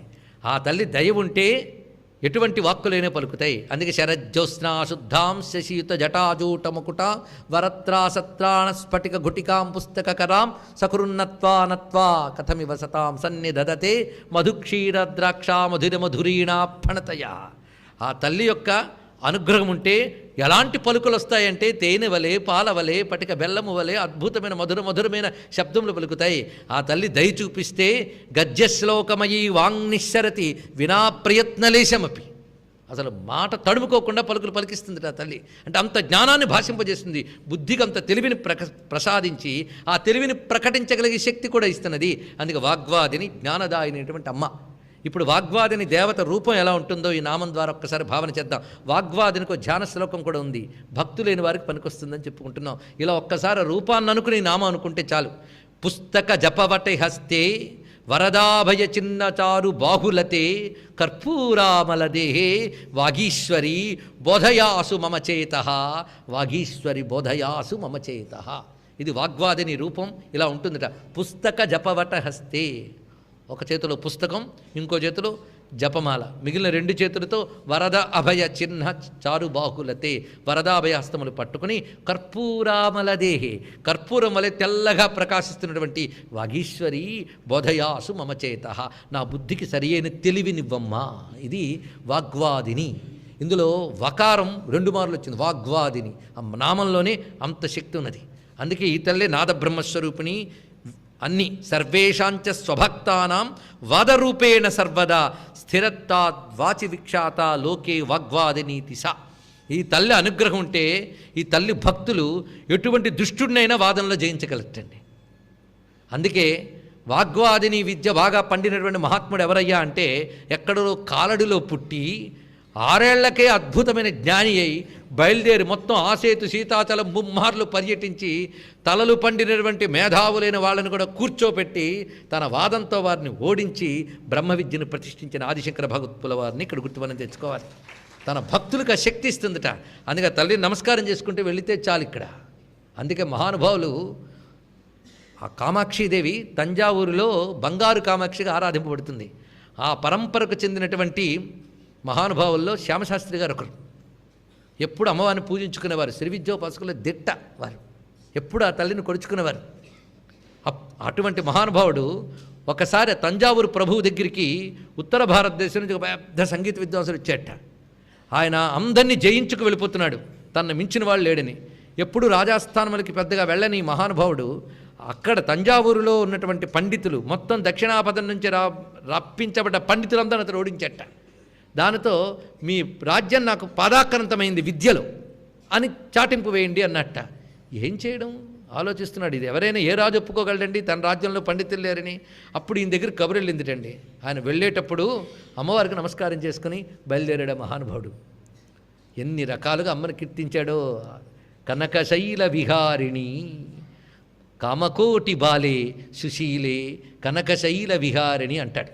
అంతేకాదు ఒకానొకప్పుడు తీవ్రమైన అనారోగ్యంతో బాధపడుతున్నప్పుడు అమ్మని ఎలా ప్రార్థిస్తారంటే, అమ్మ దురుసుగా కృపజూచి సంతత అరోగ దృఢ శరీరముగా సలుపు నను అంటాడండి. దురుసుగా కృపజూచి, ఆ మాట ఎంత గొప్పగా పాడాడు. తొందరగా కృప చూపించమ్మా, దురుసుగా కృపజూచి సంతత మరోగ దృఢ శరీరముగా సలుపునను అని కీర్తిస్తాడు. ఇక్కడ అద్భుతమైనటువంటి కీర్తనలు ఎన్నో రచించాడు శ్యామశాస్త్రి గారు. తర్వాత ఆయన వెళ్ళి కూర్చుంటాటండి. కూర్చోనగానే అతడు ఎన్ని రకాల ప్రస్తారాల సంగీతం చూపించినా ఆయన పాట ఎత్తుకోగానే అవతలవాడు పూర్తిగా శరణాగతుడై పాదాలకి ఆశ్రయించట. అందుకే అమ్మ విద్యనివ్వడమే కాదు, ఆ ఇచ్చిన విద్య నిలబడేటట్టు చేస్తుందండి. అందుకే ఆ వాగ్వాదిని కృప ఈ విధంగా ఉంటుంది కనుక ఆ మహాత్ములందరూ ఈ తల్లి ఇచ్చిన తాంబూల కబళం చేతనే కదా 500 పద్యాలు పలికగాడు మూక కవి. అందుకే వాగ్వాదిని అనేటువంటి లలితా పరమేశ్వరి యొక్క విద్యాస్వరూపాన్ని మనం ఇక్కడ భావన చేసుకుంటున్నాం. అందుకే స్థిరత్వాత్ వాచి విఖ్యాత లోకే వాగ్వాదిని హిషా అని వాగ్వాదినికి నమస్కారం చేసుకుని వామకేశి తర్వాత మాట వామకేశి. దీనికి బోల్డ్ అర్థాలు ఉన్నాయి మళ్ళీ. ఒకటి వామకేశి, వామ అంటే సుందరమైన అని మనం చెప్పుకున్నాం. సుందరమైన కేశములు కలిగినది అని చెప్పాడు. ఇక్కడ అద్భుతమైన కేశములు కలది. ఎందుకంటే అమ్మవారి జుట్టు ఉన్నదే, దాన్ని జానిస్తే ధునోతు ధ్వాంతన్న అన్నారు కదా, జానిస్తే మన లోపల చీకటి పోతుందిట. అలాంటి ఒత్తైనటువంటి జుట్టు అది. ఘనస్నిగ్ధశ్లక్ష్ణం చుకుర నికురంబం తవ శివే అని వర్ణించారు కదా. అటువంటి ఒత్తైన జుట్టు ఆ తల్లిది. అలాంటి అందమైన జుట్టు కనుక వామకేశి, అందమైన జుట్టు కలిగినది. ఇది కేవలం రూపపరంగా చెప్పుకున్నా ఇందులో విశేషం చూడాలి. కేశాహ రశ్మయః అని హృషీకేశ్ శబ్దానికి అర్థం ఏదో ఇక్కడ అదే చెప్పుకోవాలట. కేశములంటే రశ్ములు, వామ అంటే సుందరమైనవి, అలాగే వమనము అంటే కిందకి వెదజల్లబడుతున్నవి అని అర్థం. అలా వస్తున్న కేశములు అంటే సూర్యరశ్ములు, అగ్నిరశ్ములు, చంద్రరశ్ములు, వీటితోనే ప్రపంచాన్ని ఆవిడ హర్షం పుష్టి చేస్తోందట. అలా ప్రపంచాన్ని పోషించే సూర్య చంద్ర అగ్ని రూప కిరణములు కలది. ఇది రెండవ అర్థం వామకేశి. ఇంకొక అర్థంలో వామకుడు అంటే శివుడు, ఆయన పేరు వామదేవుడు కదండి. కనుక ఆయన ఈశ్వరి అంటే ఆయన యొక్క రాణి. అందుకు వామకేశుడు అంటే శివుడు, ఆయన శక్తి వామకేశి. శాంకరి అయినట్లుగా వామకేశుడు అనగా వామదేవుడు అయిన శివుడు. వామకేశుడు అనే పేరుతో క్షేత్రం ఉందిట. అందుకే జటే వామేశ్వరం విద్యాత్ అని జటాతీర్థమునకు తీర్థంలో శివుడు వామకేశ్వరుడు అనే పేరుతో ఉన్నట్ట, వామదేవుడు అనే పేరు. అక్కడ అమ్మవారు ఆయన శక్తి వామకేశి అని. అంతేకాదు ఏకాదశ రుద్రుడికి కలుపుకుని వామకేశుడు అని పేరు. మొత్తం అందరికీ కలుపుకుని వామకేశులు అని పేరు. ఆ ఏకాదశ రుద్ర రూపములతో ఉన్నది వామకేశి. అలాగే సూర్యచంద్రాదులందరికీ కలుపుకు నవగ్రహాలకి వామకులు అని పేరుందిటండి. ఎందుకంటే ఆ గ్రహముల నుంచి జ్యోతిర్మండలాల నుంచి వెలుగులుగా శక్తులుగా ప్రపంచం వైపు ప్రసరిస్తూ ఉంటావన్నీ. అందుకే వామకులు అనే పేరు సూర్యాది నవగ్రహములకు ఉంది, ఏకాదశ రుద్రులకు ఉన్నది. ఈ రెండు రూపములతో ఉంటూ లోకాన్ని శాసించే తల్లి వామకేశి. అందుకే ఈ నామం ఒక విధంగా గ్రహశక్తుల్ని తన యొక్క అధీనంలో పెట్టుకున్న తల్లి అనే మాటను కూడా మనకు చెప్తూ ఉన్నది. ఇక్కడ మరొక విశేషం వన్యమండలవాసిని, వామకేశి తర్వాత వస్తున్నది. ఇక్కడ వాగ్వాదిని, వామకేశి, వన్యమండలవాసిని మూడింటిని కలిపితే వాంగ్మయ విద్య ఒకటి చెప్పబడుతున్నదండి. వాగ్వాదిని మంత్రము యొక్క స్వరూపము తత్వము వివరిస్తున్నారు. ఆ వాగ్వాదిని ఈ కిరణముల్ని ఎలాగైతే వామకేశి విద్యల్లుతుందో జ్ఞాన కిరణాలను అలా విద్యల్లుతుంది కనుక వామకేశి. ఇప్పుడు ఆ అర్థాన్ని మనం తీసుకోవచ్చు. ఇప్పుడు వన్యమండలవాసిని ఈ మాట చాలా విశేషం. దీనికి పాఠాంతరంలో వన్ని కుండలవాసిని అని కూడా ఉన్నది. ఇది నారాయణ భట్టు తీసుకున్న లలితా పాఠంలో వన్ని కుండలవాసిని అనే మాట కనబడుతున్నది. వన్ని మండలవాసినన్న తప్పేం లేదు, రెండు తీసుకుందాం. ఇప్పుడు వన్ని మండలం అంటే చూద్దాం, అగ్నిమండలము. అగ్నిమండలంలో ఉందిట. దీనికి కూడా అనేక అర్థాలు ఉన్నాయి. అనేక అర్థాలు చెప్పినప్పుడు ఏదో ఒకటి తీసుకోవడం కాదు, అన్నీ కలిపి తీసుకోవాలి. ఎందుకంటే మనకు అన్ని ప్రయోజనాలు కావాలి. ఒక్క ముద్దలోనే ఏ విటమిన్ నుంచి మల్టీవిటమిన్, అన్ని విటమిన్లు చెప్తారా లేదా చెప్పండి ఇక్కడ. మరి మీ ముద్దలోనే ఇన్ని విటమిన్లు ఉన్నప్పుడు ఒక్క నామంలో ఇన్ని శక్తులు ఉంటే ఆశ్చర్యం ఉందండి. ఇక్కడ అన్ని శక్తులు ఉన్నాయి. కనుక ఎలాగైతే ఒక మాత్రం మందు తీసుకున్నప్పుడు ఏ విటమిన్స్ ఉన్నాయో వెనకాల రాస్తారే, అలా ఒక్కొక్క నామంలో ఏవో ఉన్నాయో మనం చెప్పుకుంటాం. ఇక్కడ వామకేశి వహ్ని మండలవాసిని మాటలో విశేషం చాలా చాలా ఉన్నది. వహ్ని అంటే అగ్ని, అగ్ని సంఖ్య 3, అందుకు 3తో ఉన్న మండలము. వహ్ని మండలవాసిని అంటే 3తో ఉన్న మండలము. 3 మండలం ఏంటంటే త్రికోణం, అది బిందువు తర్వాత వచ్చే త్రికోణం, అది త్రికోణ మండలం. ఆ త్రికోణ మండలంలో బిందు స్థానంలో ఉంది కనుక వహ్ని మండలవాసిని, ఇది ఒక అర్థం. అలాగే వహ్ని మండలం, వహ్ని కుండలం అంటే మూలాధారం. స్వపిషి కులకుండే కుహరిణి అన్నారు శంకర భగవత్పాల్ వారు.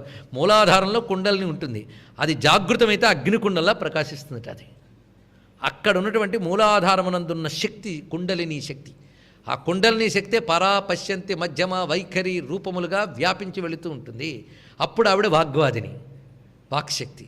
ఆవిడ అసలు చోటేది వహ్ని మండలవాసిని. చూసారా, ఆ విధంగా ఆ సూక్ష్మ వాక్శక్తి అని అమ్మవారిని చూపిస్తున్నాడు. కానీ వహ్ని కుండలము అంటే ప్రధానంగా వివరించబడుతూ ఉన్నటువంటిది మూలాధారం. అంతేగా సహస్రారానికి కూడా వహ్ని మండలం అని పేరుట. ఎందుకంటే మనం మన లోపల శ్రీచక్రం చెప్పినప్పుడు బైందవం బ్రహ్మరంధ్రంచ మస్తకంచ త్రికోణకే అని చెప్పుకున్నాం. మన మస్తకం త్రికోణం అంటే వహ్ని మండలం కదా, అక్కడ ఉంది ఆవిడ. అందుకు సహస్రార స్థానం. వహ్ని మండలం అంటే మూలాధారం, రెండిట్లో ఆవిడింది. అంటే ఇక్కడి నుంచి అక్కడ వరకు ఆవిడే కుండలినిగా ఉందని వహ్ని మండలి వాసన కానీ ఇవన్నీ భావన చేయవలసినవే. అంతేకాదు అగ్నిదేవుడికి వాక్కుకి ఉన్న అర్థం అనుబంధం వేద విజ్ఞానం తెలిసిన అందరికీ తెలుసు. వాక్కుకి అధిదేవత ఎవరు? అగ్నిభట్టారకుడు. అగ్నిర్మేవాచిశ్రిత అని చెప్తూ ఉంటాం కదా మహన్యాసంలో కూడా, అగ్ని నా వాక్కునందున్నాడుని. అంటే అగ్నిర్వాగ్భూత్వా ముఖం ప్రావిశత్ అని వేదవాక్యం అండి. అగ్ని వాగ్భూత్వా ముఖం ప్రావిశత్, అగ్నిదేవుడు వాక్కై ముఖంలోకి వచ్చాడు. అందుకే ముఖమపి దహనో అని మనం విష్ణు సహస్రంలో కూడా చెప్తున్నాం. కనుక వాగ్వాదిని అంటే వాక్కు కదా, వాక్కు ఎందులో ఉండాలి? అగ్ని యందు. అగ్ని నుంచే వచ్చింది కనుక అగ్ని అధిదేవత కనుక వాగ్వాదిని నామం వరుసలో వహ్ని మండలవాసిని పెట్టడంలో విశేషం ఇది. అందుకే అగ్నిశక్తే వాక్కని. నిజానికి అగ్నిమండలం మనకు కనబడేది ఏది? ఒక్క మాటలో చెప్పుకోవచ్చు, ఎవరు? సూర్యభగవానుడు. ఆ వహ్ని మండలమైన సూర్యమండలంలో ప్రకాశించే గాయత్రీ రూపిణి. ఆ గాయత్రీ రూపిణి వాగ్దేవి. అందుకే సూర్యమండలంలో వాగ్దేవిగా అమ్మవారిని ఎవరైతే ఉపాసన చేస్తాడో, అందుకే పొద్దున్న లేచి సూర్యమండలాన్ని అమ్మవారి రూపంతో నమస్కరించుకుంటే వాడికి బుద్ధి అంతా వస్తుందండి.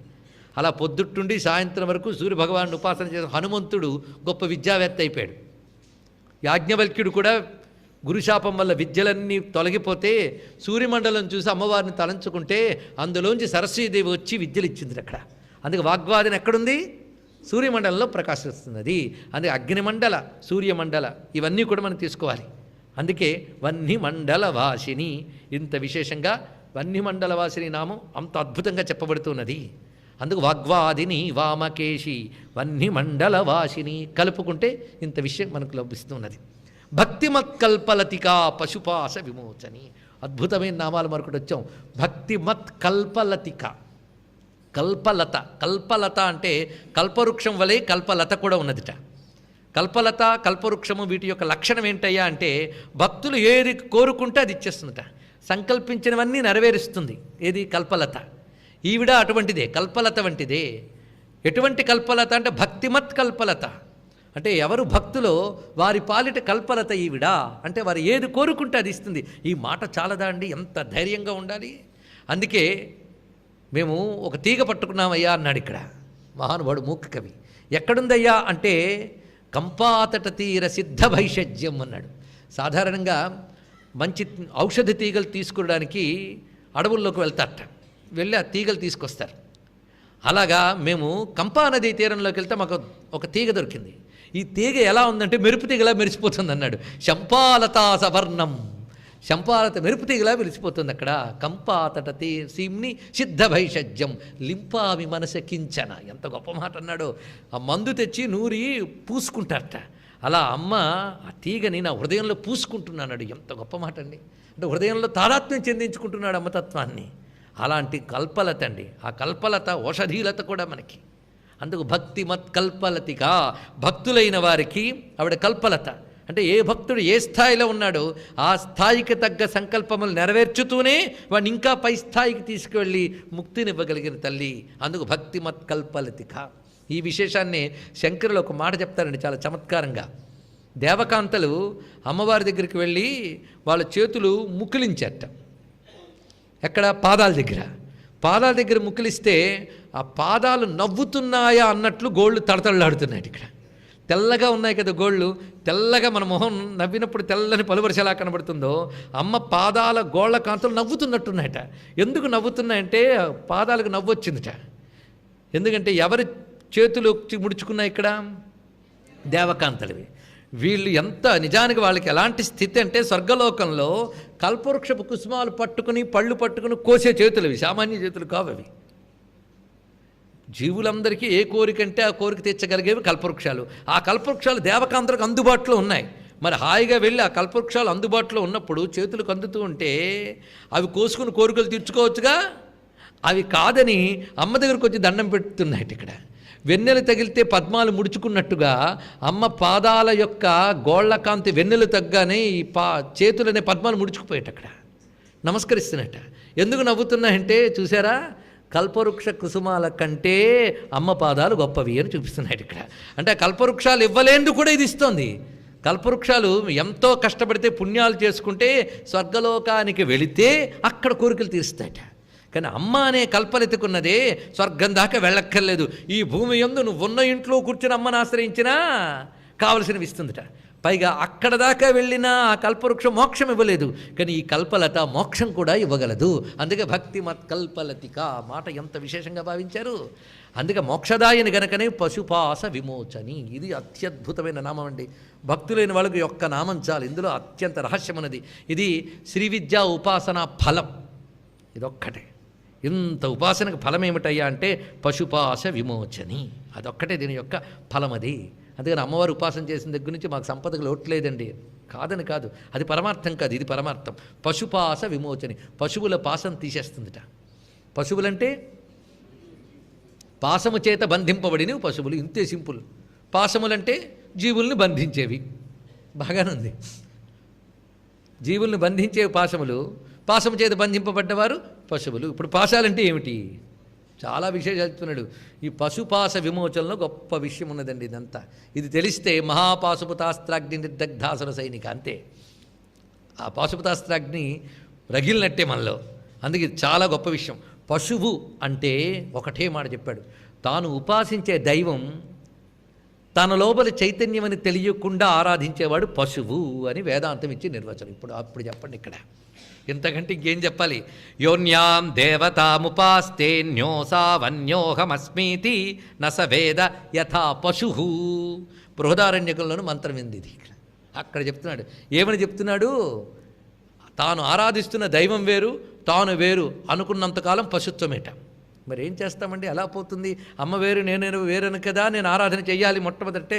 చెయ్యి, పని ఏం చేస్తాను, నీకు పోదు కదా, ఆరాధిస్తున్నావు కదా. ఆవిడ పోగొడుతుందిట దాన్ని అక్కడ. పశుపాస విమోచని, ఎంత గొప్ప మాట. అందుకే అమ్మవారు ఆరాధన కూర్చున్నప్పుడు అమ్మ ఈశ్వరి, నేను జీవుణ్ణి అని కూర్చో, తప్పేం లేదు. కానీ అమ్మ ఆరాధన చేయగా ఏం చేస్తుందంటే, నువ్వు పాసం చేత బంధింపబడ్డావు గనక జీవుడు అనిపించుకుంటున్నావు, అది తీసేస్తా ఉంటుందండి. ఆ పాసం తీసేస్తుంది. అప్పుడు పశుభావం పోయింది. వెంటనే అమ్మతో తాదాత్మ్యం చెందాం. అదే అహమిత్యేవ విభావయే భవానిలో ఉన్న మాట ఇదండి. ఇక్కడ అహం ఇది విభావయే భవాని, నీ లోపల అహం రూప చైతన్యం భవానియే, ఇది తెలుసుకో. అది తెలియదండి, ఇది తెలుసుకుని చెయ్యి. అందుకే నా రుద్రో రుద్రమర్చయేత్, విన్నారు ఎప్పుడైనా? ఏమిటి దీని భావం? రుద్రుడు కానివాడు రుద్రుడిని పూజించవద్దు అని చెప్పాడు. ఎలాగండి? అక్కడే చెప్తున్నాడు. అలాగే నా విష్ణుమర్చయేత్ అనే వాక్యం కూడా ఉందండి. రుద్రుడు కానివాడు రుద్రుని పూజించకూడదు. అలాగే నువ్వు మంత్రస్వరూపం కాకపోతే నువ్వు మంత్రాన్ని జపం చేయకని చెప్పారు, తెలుసా? ఎలాగండి? అందుకే మంత్రాన్ని న్యాసం చేసుకుంటారు. న్యాసం చేసుకుంటే మంత్రం నీ స్వరూపమైంది కదా, అప్పుడు జపం చేయి. అలాగే మహన్యాసం, రుద్రుణ్ణి న్యాసము ద్వారా నీ శరీరంలో నింపుకున్నాక అప్పుడు రుద్రార్చన చేయాలి.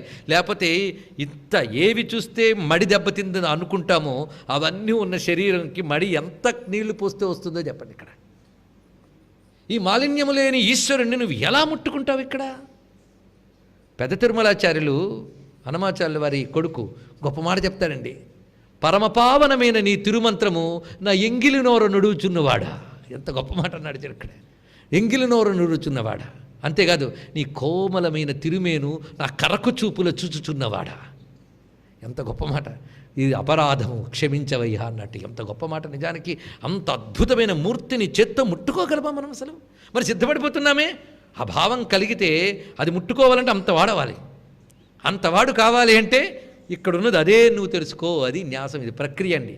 ముందు ప్రక్రియగా చేస్తే తత్వంగా గ్రహించగలవు. అందుకే పశుత్వం అంటే ఇది ఒక అర్థం. పశుత్వము అనగా అజ్ఞానం. మన లోకంలో కూడా ఎవడైనా అజ్ఞానం ప్రవర్తిస్తే మనిషివా పశువా అని తిడతాడు. వాడు కూడా పశువా అన్నాడంటే సంతోషించవచ్చు, మనకు సగం నాలెడ్జ్ వచ్చేసింది.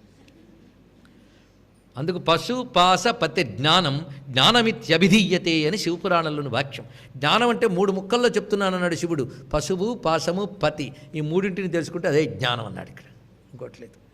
అందుకే దేశము, కాలము, ఈ పరిమితులకు లోబడిన వాళ్ళందరూ పశువులుట. ఇప్పుడు కాని వాళ్ళు ఎవరో చెప్పండి. నేను అనుకుంటున్న దేహం కాలపరిమితికి లోబడిందా లేదా? 8:30 దాటికి చూద్దాం. కాలపరిమితికి లోబడ్డామా లేదా చెప్పండి. అంతేకాదు తర్వాత చూద్దామన్నా దీనికి ఒక కాలం ఎప్పుడో కూడా అయిపోతుంది. కాలధర్మం మనకే కాదు బ్రహ్మగారికి కూడా. కానీ సృష్టిలో అన్ని కాలానికి లోబడి ఉన్నాయి, దేశానికి లోబడి ఉన్నాయి. ఒక మనిషి ఒక చోటే ఉండగలడు కానీ ఒకే సమయంలో అంతటా వ్యాపించలేడు. కానీ దేశ పరిమితి, కాల పరిమితి ఇవన్నీ పాశములు. అంతేకాదు మనల్ని కట్టి నడిపిస్తున్నవి ఇదివరకు చేసుకున్న కర్మపాశములు, అవిద్యాపాశములు. ఈ పాశముల చేత బంధింపబడి ఉన్నటువంటి వాళ్ళమే. ఈ పాశాలు తగిలించుకున్నాం. అందుకు నీ కర్మ కొద్దీ నీకు ఒక కొన తగిలించి నడిపిస్తున్నాడు, ఒక కొన ఆయన పట్టుకున్నాడు. మన మెడకున్న పాశం పట్టుకుని మనం తిరిగేస్తున్నాం కానీ ఒక కొన ఆయన దగ్గర ఉందని తెలుసుకోవట్లేదు. తెలుసుకుని ఆవిడని శరణ వేడేమనుకోండి, ఆవిడే విప్పగలది. ఎందుకంటే పశువుకు కట్టిన పాశం పశువు విప్పుకోలేదు. అలాగే మనకు కట్టింది ఆవిడేట, ఊరకనే కట్టలేదు, కర్మ కొద్దీ కట్టింది. మనం పేనుకి తయారు చేసుకున్న తాళ్లే మన మెడకు తగిలించింది ఆవిడ. తెలిసి ప్రార్థన చేస్తే ఇక్కడ చెప్పడంలో అర్థం ఏంటంటే, నేను అస్వతంత్రుణ్ణి స్వామి. అందుకే పశుత్వం అంటే అస్వతంత్రత. నేను అస్వతంత్రుణ్ణి, నిన్ను నేను ఆశ్రయించాను, నాపై స్వతంత్రతంతా నీదే అని అనగలిగితే మన పశుత్వం అంగీకరించి నా పశుత్వాన్ని పోగొట్టు అని పరమాత్మ దగ్గర అంటే పాశం తీసేస్తట. తీసేస్తే పశుపాశ విమోచని ఇది వివరిస్తున్నారు. అందుకు జీవులకి ఎన్ని రకాల పాశములు ఉంటాయంటే కర్మపాశ, గుణపాశ ఇత్యాది పాశములు. ఇవన్నీ తొలగించే తల్లి పశుపాశ విమోచని. ఇది కూడా బ్రహ్మ విద్యా స్వరూపిణి. ఇదే పాశుపత జ్ఞానము అంటే ఇదే పాశుపతం. అదే పాశుపతం కానీ త్రిశూలాలు పెట్టుకుని విభూతులు పూసుకుని తిరగడం కాదు. ఈ జ్ఞానం కలిగితే అదే పాశుపతము. అంటే దేశకాల బద్ధులైన వాళ్ళందరూ పశువులు. దేశము, కాలము, జీవులు ఎవరి అధీనంలో ఉన్నారో వారి పతి. ఆయన అధీనంలో ఉన్నాయి కనుక మన అధీనంలో ఎవరున్నాయో వాడిని పట్టుకుంటే మనల్ని తప్పకుండా దాని నుంచి విమోచనం కలిగిస్తాడు. కనుక పశుపాశ విమోచని మాటలోనే శరణు వేడవలసింది ఎవరిని, శరణు వేడితో ఏం జరుగుతుందో చెప్తున్నారు. అందుకే ఈశ్వరుడికి జీవుడికి భేదం పాశం ఒక్కటే, అది తీసేస్తే రెండూ ఒక్కటే. పాశం అంటే పరిమితి చేసేది పాశం. మనకి మనం ఉపాధి పరిమితం చేసేసుకున్నాం, ఇదే పాశం. ఆ పాశం తీసేసాడు అనుకోండి పశుపాశ విమోచని. అందుకే ఈ వాక్యం చాలా విశేషమైనటువంటిది. సంహృతాశేష పాషండ సదాచార ప్రవర్తిక. ఈ 2 నామాలు కలికాలంలో గట్టిగా అనుకోవాలండి, మనందరికీ అవసరం ఇది. ఇక్కడ సంహృత అశేష పాషండ. అశేషం అంటే మొత్తముగా పాషండత్వాన్ని సంహృత సంహరించున్నది. సంహృతాశేష పాషండ గొప్ప నామం ఇది. పాషండత్వం పోవాలట. పాషండత్వం అంటే పాషండుల్ని అమ్మవారు కొడతారు. ఎక్కడున్నారు పాషండులు? వెతకద్దు, అందరిలో ఉన్నారు. పాషండత్వము అంటే నిర్వచనం చూడండి. పాశబ్దేనతు వేదార్థ పాఖండాస్తస్య ఖండకాహ. ఇది నిర్వచనం చెప్పారు నిరుక్తంలో. చూడండి, పా అంటే వేదార్థము అని అర్థంటారు. వేదము యొక్క అర్థాన్ని పా అంటారట. ఎందుకంటారు పా అని? పాలించున్నది, రక్షించున్నది కనుక పా. పా అంటే వేదార్థం. దాన్ని ఖండించువాడు అంటే వేదధర్మాన్ని ఖండించువాడు, వేదధర్మాన్ని నిందించువాడు, వేదధర్మానికి విరుద్ధంగా ప్రవర్తించేవాడు పాఖండు. వాళ్ళే పాషండులు. పాషండులు, పాఖండులు అంటే అర్థం ఏంటంటే వేద విరుద్ధమైన కర్మను ఆచరించువారు అని అర్థం. దీనివల్ల ఏమవుతుంది? ప్రమాదాలు చాలా ఏర్పడుతున్నాయి. ఇది బయట ఉన్న ప్రమాదమే మన లోపల ఉన్నాయి. కొంతమంది వేదాన్ని నిందిస్తారు, వేదం చెప్పిన శాస్త్ర ఆచారాలను నిందిస్తారు. వాళ్ళందరినీ పాషండులు. ఈ పాషండులు ఎక్కువ ఉన్న యుగం పేరు కలియుగం. అది ఆ యుగం ఏది చూస్తున్నదే. కనుక పాషండ ప్రచురే లోకే కృష్ణ ఏవ గతిర్మమ అంటారు వల్లభాచార్యులు వారు. సామాన్యం కాదు ఇక్కడ. అందుకు పాషండ ప్రాచుర్యం కలియుగంలో. అది అధర్మం అని తెలిస్తే కొంత సంతోషం అండి, కానీ ధర్మంలా కనబడే అధర్మం చాలా ప్రమాదం. అది కావలసినంత కనిపిస్తుంది కలియుగంలో. పాషండులందరూ ధార్మిక వేషాలు వేసే తిరిగి కాలం పేరు కలికాలం. పాషండులు తిరుగుతూ ఉంటారు మొత్తం ఎక్కడ. అందుకే పూర్వం రోజుల్లో శివుణ్ణి విష్ణువుని ఆశ్రయించేవాళ్ళు. ఇవి కొత్త కొత్తవేవో తయారవుతున్నాయి. వీటినే పాషండ ధర్మములు అంటారు. ఆ వేదాల్లో పురాణాల్లో చెప్పబడని దేవుళ్ళు, అక్కడ ప్రస్తావన చేయని విధానాలు ఇవి కొత్త కొత్తగా వచ్చి పడుతున్నాయి మన మీద. ఆఖరికి శ్రోత్రియ కుటుంబాల్లో కూడా వచ్చేస్తున్నాయి. అంటే పాషండత్వం అంత వ్యాపించిపోతుంది. అంత ఆశ్చర్యకరం. ఎక్కడి నుంచి వచ్చేవి మన తాతలకు తెలియదు, ముత్తాతలకు తెలియదు. ఇవి మనకు వచ్చి పడ్డాయి. సంధ్య లేదు, లలిత లేదు, విష్ణు శాస్త్రం లేదు, రుద్రాభిషేకం లేదు. ఇవి కొత్త కొత్త పట్టుకొని వారం నుంచి వారం వరకు పారాయణ చేస్తామని పుస్తకాలు ఏమొచ్చాయో ఆలోచించండి. ఇక్కడ ఇవన్నీ ఏంటంటారు? పాషండ ధర్మములు, వేద విరుద్ధ ధర్మములు. అంతేకాదు 6 రోజులు పాపాలు చేసి 7వ రోజు ప్రాయశ్చిత్తం చెప్పుకుండానే ఇవన్నీ కూడా పాషండ ధర్మములే. ఇవన్నీ కూడా ఇవి ఎక్కువైపోతూ ఉంటాయి. బాగున్నా ఏమో అనిపిస్తూ ఉంటాయి మనకి కలిచేత. నశించిపోవడానికి అవి అటువైపు ఆకర్షింపబడతాం. అలాంటి పాషండత్వం బయట కావలసినంత ఉంది. కొంచెమైన విచారణ చేసేవాడికి ఏదో చిన్నినా పట్టకు శ్రీరామరక్ష అన్న వాళ్ళని వదిలేయండి. కొంచెం విచారణ చేసి దేశం గురించి ఆలోచిస్తే ఈ దేశానికి ప్రాణమైన సనాతన ధర్మాన్ని దెబ్బతీస్తున్న పాషండ ధర్మాలు ఎన్ని వ్యాపించిపోయి విదేశాల నుంచి వచ్చి మీద పడ్డవి కొన్ని, స్వదేశపు ముసుగు వేసుకున్నవి కొన్ని. ఇన్ని పాషండ ధర్మాలతో అలమటించుతున్నటువంటి భారతదేశాన్ని కాపాడి ఈ పాషండ ధర్మ ప్రాచుర్యాన్ని ధ్వంసం చేయమని అమ్మవారిని ఆవాహించి ఆరాధన చేయాలి మనం. అందుకు సంహృత శేష పాషండ ఇది పట్టుకోవలసింది. ఇది మనం ప్రార్థిస్తే అయిపోతుందండి? తప్పకుండా అవుతుంది. కనీసం మనల్నైనా జోలికి వెళ్ళనివ్వకుండా చేస్తుంది. ఊరు నిండా ముళ్ళు పరుచుకున్నప్పుడు మన కాలికి చెప్పులు వేసుకు వెళ్ళినట్లుగా అమ్మవారిని ఆరాధన చేస్తే పాషండ ధర్మములు మన బుద్ధుల్లో పుట్టకుండా కనీసం కాపాడుతుందండి. నిన్నటి వరకు బాగానే ఉంటాం, ఇవాళ మొదలవుతుంది. ఎవడో కొత్తగా తెచ్చి పెడతాడు, ఇంట్లో ఉన్న దేవుళ్ళని తీయించేస్తాడు. మన బుద్ధిలో మార్పు వచ్చింది, అవునా లేదా? ఎక్కడైనా శత్రువుని పట్టుకోవచ్చు, కానీ లోపల శత్రువుని పట్టుకోవడం కష్టం. అందుకే పాషండ బుద్ధి నాలో పడకుండా ఒకవేళ ఎప్పటికే ఉంటే మొత్తం తీసి పారే తల్లి అని అనాలి. అందుకే సంహృతాశేష పాషండ సదాచార ప్రవర్తిక. ఇది గొప్ప మాట. ఇప్పుడు రెండిటికి అనుబంధం ఎంత చక్కగా ఉందో చూడండి. సదాచారం అంటే ఏమిటి? పైదాని నుంచే నిర్వర్తనం చేసుకోవాలి. శాస్త్రము చెప్పిన ఆచారము సదాచారము. అయ్యా అవి ఆ రోజుల్లో కండి, ఈ రోజుల్లో కాదు. అది సదా ఆచారం. మరి ఏ రోజుల్లోకి చెప్పండి. ఇప్పుడు సదా అంటే ఎల్లప్పుడూ ఆచారమే. ఆచారము అంటే ఆచరించవలసినది, ఆచరించేది కదా. కనుక సదా ఆచారము, సత్ ఆచారము. అదే సత్ ఆచారం, మంచి ఆచారం, మనల్ని మంచికి తీసుకెళ్లే ఆచారం, బాగు చేసే ఆచారం. అదేది? శాస్త్రవిహిత కర్మాచరణ. ఆ ఆచారం ఆచరించడమే ధర్మం. ఆచార ప్రభో ధర్మ ధర్మస్య ప్రవృచ్చిత. అది సదాచారము. ఇది చాలా ముఖ్యం.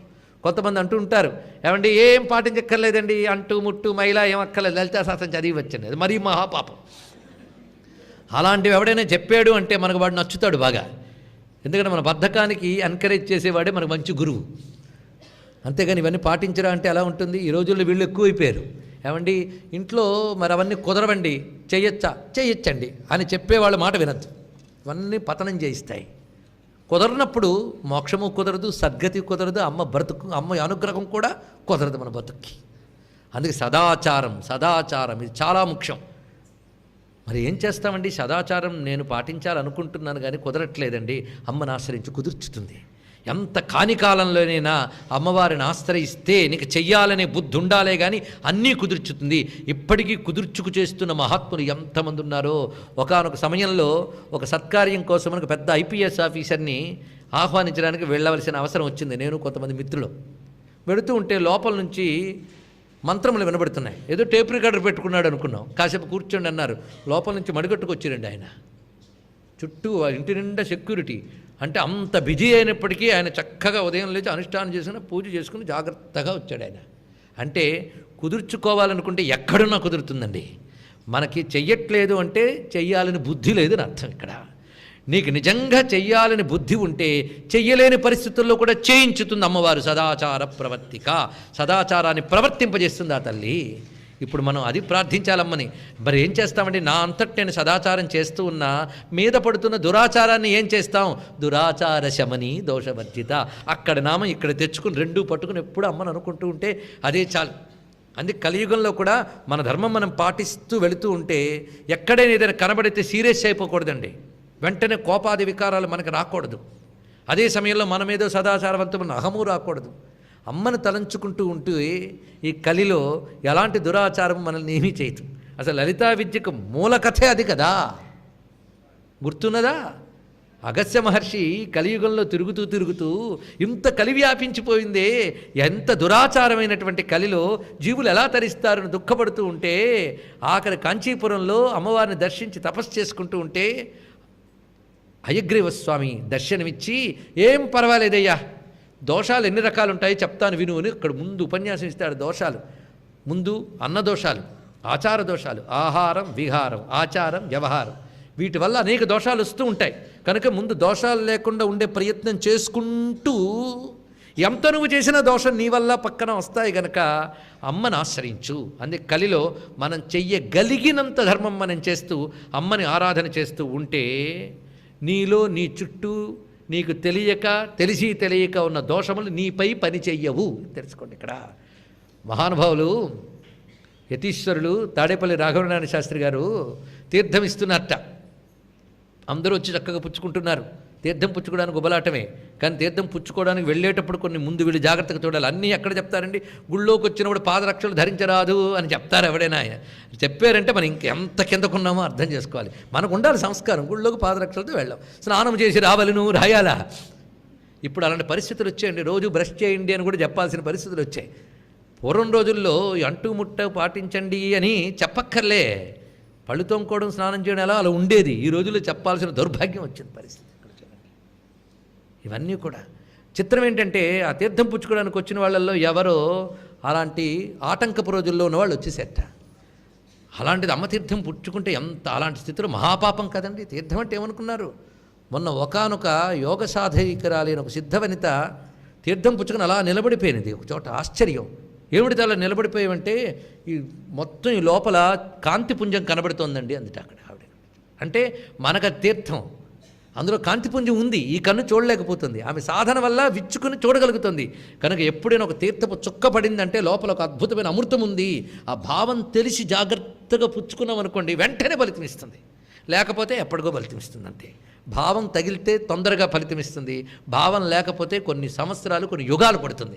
అందుకే లలితాశాస్త్రం భావం ఎందుకు చెప్పుకోవడం అంటే తొందరగా ఫలితం రావడం కోసం. మొత్తానికి తీర్థానికి ఉన్న శక్తి ఇది. ఆయనకు తెలియకుండా తీర్థం పుచ్చుకున్న వాళ్ళలో అలాంటి వాళ్ళు ఉన్నారు అని తెలిసాక ఒక్కసారి ఆయనకి ఏమనిపించిందంటే ఆత్మహత్య చేసుకోవాలనిపించిందిట. అంత మహాత్ముడికి కూడా. మహాత్ముడికి ఇలాంటి సమయాల్లో అనిపిస్తాయండి. ఆశ్చర్యకరం. ఆయన వెంటనే ప్రాయోపవేశంతో వెళ్ళిపోదాం అనుకున్నాడు. ఎందుకంటే ఇంత భయంకరమైన దురాచార కాలంలో ఇంకెందుకు ఉండడం అనిపించింది మహాత్ముడికి. ఆ సమయంలో ఆయనకి ఏదో పిలుపు, నీకేం పర్వాలేదు ధైర్యవచనం వినబడిందిట. ఏమిటో అనుకున్నారు, అయిపోయింది. ఒకప్పుడు ఆయనకి కాంచీపురం వెళ్ళినప్పుడు పరమాచార్య వారు పిలిపించారు లోపలికి, పేరు పెట్టి మరి, నిన్ను ఏమీ అంటదయ్యా అని ఆయన సాలువారు రక్షగా వేశారటండి మహాత్ములు ఇక్కడ. అప్పుడు అభయం పలికిన ధ్యానస్థితిలో అభయం పలికిన స్వరం ఇది అని తెలుసుకున్నట్ట మహానుభావుడు. చూడండి ఇక్కడ ఆ సాలువా ఏది? అమ్మ కృప. అందుకే మన ధర్మం మనం పాటిస్తూ, అలాగని చెప్పి ఎవరికైనా చేసి వచ్చి కాదు. ఇక్కడ మనం తెలిసినంత మేరకు ఉంటూ ఈ సమాజంలో జీవించవచ్చు. అంతేగాని ఇలాంటి కాలంలో ఎందుకు పుట్టాను రా అని బాధపడక్కర్లేదుట. అమ్మ పాదం పట్టుకుంటే ఎలాంటి కాలమైనా మనకు అనుకూలమే అని, ఎంత కలికాలమైనా అమ్మ ఆరాధకులకు కృతయుగమే తెలుసుకోవాల్సింది. ఆ మాట ఇక్కడ సదాచార ప్రవర్తిక అనే నామం దగ్గర. ఎందుకంటే మధ్యలో మనం కథ చెప్పుకుంటున్నామంటే ఆకర్షణ కోసమో ఏమిటో కాదు. మధ్యలో అమ్మ భక్తుల్ని చెప్పుకుంటూ ఉంటే ధన్యులమవుతాం. ఒక దుర్భరమైన దారిద్ర్య స్థితిలో ఉన్నప్పుడు మహానుభావులు రాఘవనారాయణ శాస్త్రి గారు ఆ స్థితి ఎలాంటిదంటే నైవేద్యం పెట్టడానికి కూడా ఇంట్లో ఆహారం లేదుట. అలాంటి స్థితి అయినా వాళ్ళు ఎంత నిబ్బరంగా ఉండేవారండి. అది జ్ఞానం భక్తి ఇచ్చిన ధైర్యం అది. ఆ సమయంలో ఆయన అమ్మవారికి జలం నైవేద్యం పెట్టారట. ఆయన రోజు 27 మార్లు లలితా సహస్రనామం చదివారటండి. అదే అమ్మ మంత్రం చేయడం, 27 మార్లు లలితా సహస్రనామం చేయడం, ఇది ఆయన పని. లలితా సహస్ర మహిమ. అమ్మ ప్రత్యక్షమైంది. నీకు సప్త జన్మ దారిద్ర్యం ఉందయ్యా, జోలి పట్టని మొత్తం 7 పిడికిళ్ళు వేసిందిట. ఎంత సూక్ష్మ భూమికలో. ఆ తర్వాత చూస్తే ఆశ్చర్యకరంగా ఆయన చేత పురాణం చెప్పించుకోవడానికి పిలిచి కొన్ని మాసాలు ఎక్కాల్సిన గ్రాసం పంపించారట ఎవరో. చూడండి ఇక్కడ, అక్కడి నుంచి ఇక దారిద్ర్యం లేదు అక్కడ. అంటే అనుభవించవలసిన దారిద్ర్యాలు కూడా తీసేసింది అమ్మవారు. అంత చూడండి ఇక్కడ అనుగ్రహించిన అమ్మ కృప అంటే అంత గొప్పది. భక్తిమత్ కల్పలతిక పశుపాస విమోచని సంహృతాశేష పాషండ సదాచార ప్రవర్తిక. ఇది పురాణాల్లో కథలు మాత్రమే కాకుండా నేటి కాలంలో ఇక్కడున్న చాలామందికి కూడా పరిచయమైన ఒకానొక మహానుభావుని జీవితంలోంచి తీసుకొస్తే అమ్మ ఉపాసన సత్యం అనే భావం సాధకుడికి కలిగి అమ్మ భక్తిపై శ్రద్ధ కలుగుతుందన్న ఉద్దేశంతో ఇవన్నీ చెప్పడం జరుగుతున్నది. భక్తులను స్మరిస్తూ ఉంటే అమ్మకి సంతోషం కనుక. ఆ కారణం చేత ఇప్పుడు మనం సంహృతాశేష పాషండ సదాచార ప్రవర్తిక, ఈ సదాచార ప్రవర్తిక నామం చాలా విశేషం. ఎప్పుడు తలంచుకుంటూ ఉంటే మన సదాచారానికి భంగం కలగకుండా ప్రవర్తింపజేస్తూ ఉంటుంది. అందుకే సదాచారం అనగా శాస్త్రము చెప్పిన ధర్మములను ఆచరించుట, మహాత్ములు శాస్త్ర ప్రకారం ఆచరించిన దానిపై ప్రీతి కలిగి ఆచరించుట. ఇది అందుకే మనకి ఆచారాలు రెండు రకాలుగా ఉంటాయి. శాస్త్రముల వల్ల శిష్టజనుల వల్ల వస్తాయట. అన్ని శాస్త్రాలు తెలుసుకు చేస్తామండి. ఇప్పుడు అనేక మంది ఇళ్లల్లో చేస్తున్నవన్నీ శాస్త్రాలు తెలుసుకుని చేస్తున్నారా? ఈ మధ్య అది కూడా వచ్చింది. ఏ శాస్త్రంలో చెప్పారండి అని ఒక ఆవిడ అడుగుతుంది. నెలలో 4 రోజులు బయట ఉండాలని వేదాల్లో ఉందా అని. అంటే ఆవిడ వేద ప్రమాణం చూపించాలట పాపం. అంటే మన వాళ్ళందరూ మూఢులు, వేదాల్లో ఉన్నాయి, ఆవిడ వేదమే ప్రమాణం అంట. అబ్బా అంతగాక వచ్చారా? సరే, యజుర్వేదంలో వరుసగా మంత్రములు ఉన్నాయి, వాళ్ళు పాటించాలి, పాటించకపోతే దోషం. అప్పుడు అంటే వేద ప్రమాణమా? పూర్వం ఇవన్నీ ప్రమాణం కాదండి. మా అమ్మ చేసేది, మా నాన్న చేసేది, ఇదే ప్రమాణం. అదే సదాచారం. పరంపర పరంపర పరంపర, అది మర్చిపోవద్దు. పరంపరకున్న బలం అది. ఇప్పుడు అమ్మకి లేదు, నాన్నకి లేదు, పిల్లకి ఎక్కడి నుంచి వస్తుంది? అందుకు ఇప్పుడున్న వాళ్ళు అర్జెంటుగా వాళ్ళ తాతల దగ్గరికి, నాన్నమ్మల దగ్గరికి వెళ్ళి ముందు తెలుసుకుని అది పాటిస్తే చాలు. అంతేగాని వేదాలు లైబ్రరీలు అక్కర్లే. తెలుసుకోండి, ఇక్కడ శిష్టజనులు మహాత్ములైన వారు, సత్పురుషులైన వారు, పరంపర అయిన ఏది ఉందో అది మనం పాటిస్తే చాలు. అందుకే కృష్ణ పరమాత్మ కురుకుర్మైవ తస్మాత్వం పూర్వతరై కృతం అన్నాడు భగవద్గీతలో. ఇది తెలుసుకోవాల్సినటువంటి గొప్ప మాట. అది సదాచారం. సత్పురుషులు పరంపరగా ఆచరించుతూ వస్తున్నటువంటిది శాస్త్ర విహితమైన ఆచారము. దాన్ని ఆచరించడమే ధర్మము. ఆ ధర్మం ఎవరికి ఉంటుందో వారికి భగవంతుడు ఉంటాడట. ధర్మం లేని వాళ్ళనే అనాథలు అంటారు. ధర్మం ఉన్న వాళ్ళకి భగవంతుడు ఉంటాడు. ఆచార ప్రభో ధర్మ, ధర్మస్య ప్రభువు అచ్యుత. ధర్మానికి ప్రభువు అచ్యుతుడు. ధర్మం నీ దగ్గర ఉండాలంటే ఆచారంలో ఉండు. ఆచారం లేదు, ధర్మం లేదంటే నీకు ప్రభువు లేడు, నీకు రక్షించేవాడు లేడు. ఇక్కడ అందుకు రక్షకుడు ఆయనండి. ఆయన దగ్గర పెట్టుకోవాలంటే ధర్మం దగ్గర పెట్టుకో. ఆ దగ్గర పెట్టుకున్నాడు కనుకనే దగ్గరున్నాడు ఎప్పుడు ధర్మరాజుకు స్వామివారు. ఇంకేం కావాలి మనకి?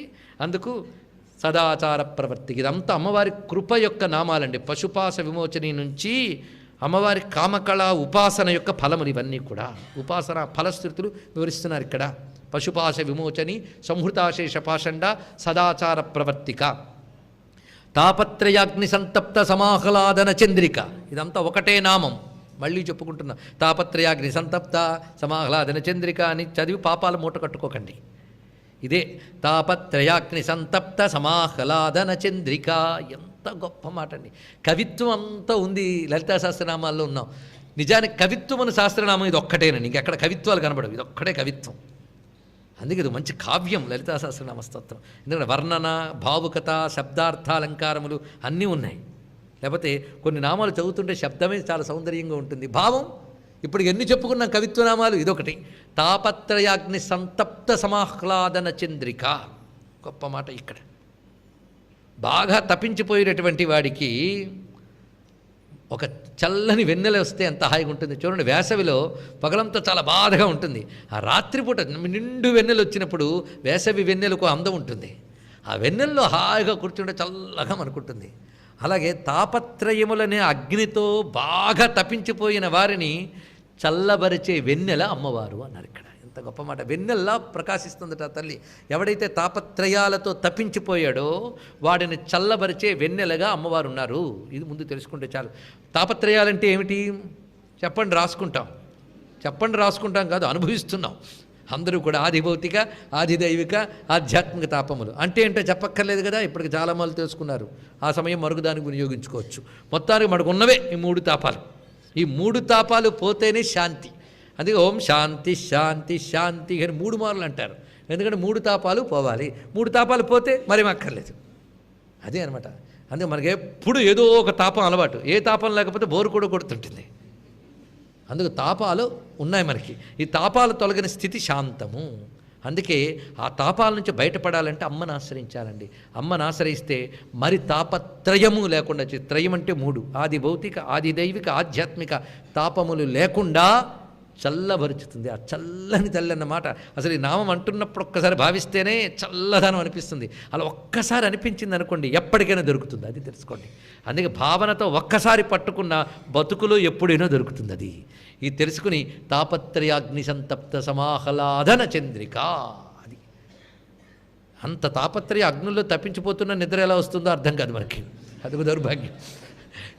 ఆ తాపత్రయాగ్నుల నుంచి బయటపడాలంటే చల్లబరిచే తల్లి ఆవిడ. ఇప్పుడు ఈ భావం తెలిసింది కదా, అసలు భావంలోకి వెళ్దాం. చూడండి, ఇక్కడ చంద్రిక అంటే శాంతి, అజరో అమృత, ఇలాంటి విషయములన్నీ చూపిస్తున్నారు ఇక్కడ. ఇప్పుడు ఇంకొక రకమైన అర్థం, ఇది దూరార్థం కాదు. చంద్రిక అనే నామం నుంచి మనం తీసుకుంటున్నాం. అమ్మవారు చంద్రకళ, అది మర్చిపోవద్దు. చంద్రకళ అంటే ఏది? అనేక మార్లు చెప్తున్నాం. సహస్రార కమలంలో ఉన్నటువంటి సుధామయ బిందువు చంద్రకళ, అదే ధ్రువాకళ, అదే సదాకళ, అదే మనం చంద్ర విద్య. అక్కడ వివరంగా చెప్పుకున్నాం. చంద్రమండల మధ్యగా దగ్గర పూర్తిగా. కనుక చంద్రిక అంటే ఏంటి? ఆ చంద్ర స్వరూపం ఏదైతే ఉన్నదో దాని యొక్క అనుగ్రహం, అమృత భావం, అంతే కదా, అది చంద్రిక. ఈ చంద్రిక నీకు అందాలంటే తాపత్రయాలలో నువ్వు సంతప్తుడవు. అప్పుడు ఆ అగ్ని దాటించి ఆ వెన్నెలు వస్తుందట. అప్పుడు తాపత్రయాగ్ని సంతప్త అంటే ఇప్పుడు మనం చూసుకోవాలి. ముందు మూలాధారం దగ్గర కుండల్ని జాగృతి జరిగినప్పుడు అగ్నిగా లేస్తుంది ఒక్కసారి. అదే అగ్ని, తెలిసింది కదా. కానీ మూలాధారం అగ్ని మండలము, సహస్రారం చంద్రమండలము. అవునా? ఇది ఒక్కడ తెలుసుకుంటే చాలు. రెండింటినీ మరి వన్ని మండలం అన్నారండి అని ఇందాక అనొచ్చు. అక్కడ వన్ని అంటే త్రికోణం అని అర్థంలో తీసుకున్నాం కనుక ఇక్కడ త్రికోణమే అనే భావంతో వన్ని మండలం అన్నమే తప్ప అక్కడ అగ్ని అని అర్థం కాదు. అక్కడ చంద్రమండలము, ఇక్కడ అగ్నిమండలము, ఈ మధ్యలో సూర్యమండలము. ఈ అగ్నిమండలం నుంచి సూర్యమండలం ద్వారా చంద్రమండలంలోకి వెళ్ళగలిగితే మోక్షం లభించినట్లే. ఇదే ప్రక్రియ. ముందు అగ్నిమండలం నుంచి వెళ్ళాలి. ఎందుకంటే తప్పించితే కానీ ఏది దొరకదు. అవునా లేదా? తప్పించడాన్ని ఏమంటారు? తపస్సు. అందుకే తరుమాత్నామాలు అవే తరుణి తాపసారాజ్య. ఇదంతా లింక్ చూడండి. తపస్సు అంటే ఏమిటి? తప్పించిపోవడం. మనకు తప్పించిపోవడం తెలియదు, తెలుసు, కొత్తగా చెప్పక్కర్లే, పొద్దుట్లేచింది కానీ అదే. కానీ తప్పించడం తెలుసు కానీ దేనికోసం తప్పించాలో తెలియదు. అందుకు ఒక్క మాట, లోకం కోసం తప్పిస్తే తాపం, లోకేశ్వరి కోసం తప్పిస్తే తపస్సు. ఇంతే తేడా అండి. ఈ తాపం అటు తిప్పితే తపస్సు, ఇటు ఉంటే తాపం, అంతే ఇక్కడ. కనుక నీలో తాపం తప్పించుట అనేది రగలాలట. ఆ అగ్ని రగిలితే ఆ అగ్ని క్రమంగా 3 దాటుకుంటూ వెళ్ళాలి. మూలాధారం నుంచి కదిలి వెళ్ళి బ్రహ్మగ్రంథి, విష్ణుగ్రంథి, రుద్రగ్రంథి 3 అయ్యాయి కదా. ఆ 3 నుంచి కొండల్ని వెళ్ళేటప్పుడు ఇదే తాపత్రయాగ్ని. అక్కడ దానితో బాగా సాధించి 3 దాటిపోతే సంతప్త, సంపూర్ణముగా వాడు సిద్ధి పొందిపోయాడు. అలా సిద్ధి పొందిపోయినటువంటి జీవుడికి అక్కడ సహస్రారంలో చంద్రిక వెన్నెల్లా చల్లని శాంతినిచ్చి ఆనందాన్ని ఇస్తుంది. ఇది దీని యొక్క మరొక అర్థం అండి. తాపత్రయాగ్ని సంతప్త సమాహ్లాదన చంద్రిక. ఇది దీనిలో ఇంకొక దాగిన యోగపరమైన అర్థం. అది అందుకే రహస్యనామాలు ఇవి లోపల దాగున్నాయి. ఇలా ఊరికినే చెప్పారా, తర్వాత నామతో కనెక్షన్ ఎలా అర్థం చేసుకోవాలో వశిన్యాది వ్యక్తులు లీడ్ ఇస్తున్నారు చూడండి. తరుణి తాపసారాధ్య తనుమధ్య తమోపహ. ఇదొక పెద్ద విశేషం. ఇందులో ఇక్కడి నుంచి తరుణీ విద్య అని ఒక మంత్రశాస్త్ర విశేషం ఉందిటండి. చూసారా? తరుణీ విద్య. తరుణం అంటే యవ్వనం అని అర్థం. తరుణం అంటే యవ్వనం. అందుకే అమ్మవారు మంచి యవ్వనంలో ఉంటారు ఎప్పుడు. అందుకు తరుణి. ఆవిడకి వృద్ధాప్యం లేదండి, బాల్యం లేదు, యవ్వనమే. యవ్వనం అంటే అర్థం ఏంటంటే అన్ని ఇంద్రియములు సంపూర్ణ వికసనము పొందిన దశ. బాల్యమా ఎదగని దశ, వృద్ధాప్యమా జీర్ణించిన దశ. కనుక యవ్వన దశలోని ఇంద్రియాలన్నీ బాగా పనిచేస్తాయట.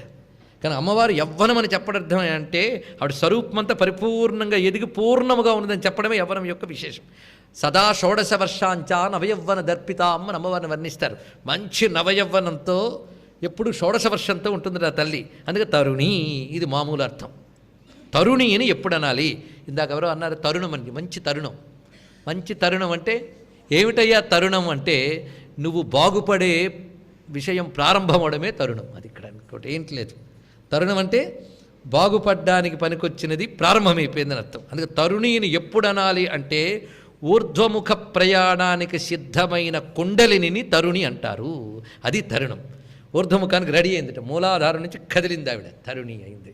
ఆ రెడీ అయిన కుండలిని తరుణి. అందుకే తాపత్రయాగ్ని సంతప్త సమాహ్లాదన చంద్రిక అర్థం కావాలి అంటే ఇక్కడి నుంచి రావాలి. అందుకే తరుణీ విద్య అనేది కుండలిని విద్య, అది ఇక్కడ చూపిస్తున్నారు.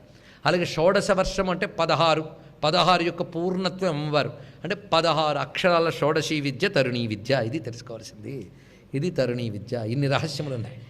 అదేవిధంగా తరుణి అనగా బయలుదేరిందండి ఆవిడ.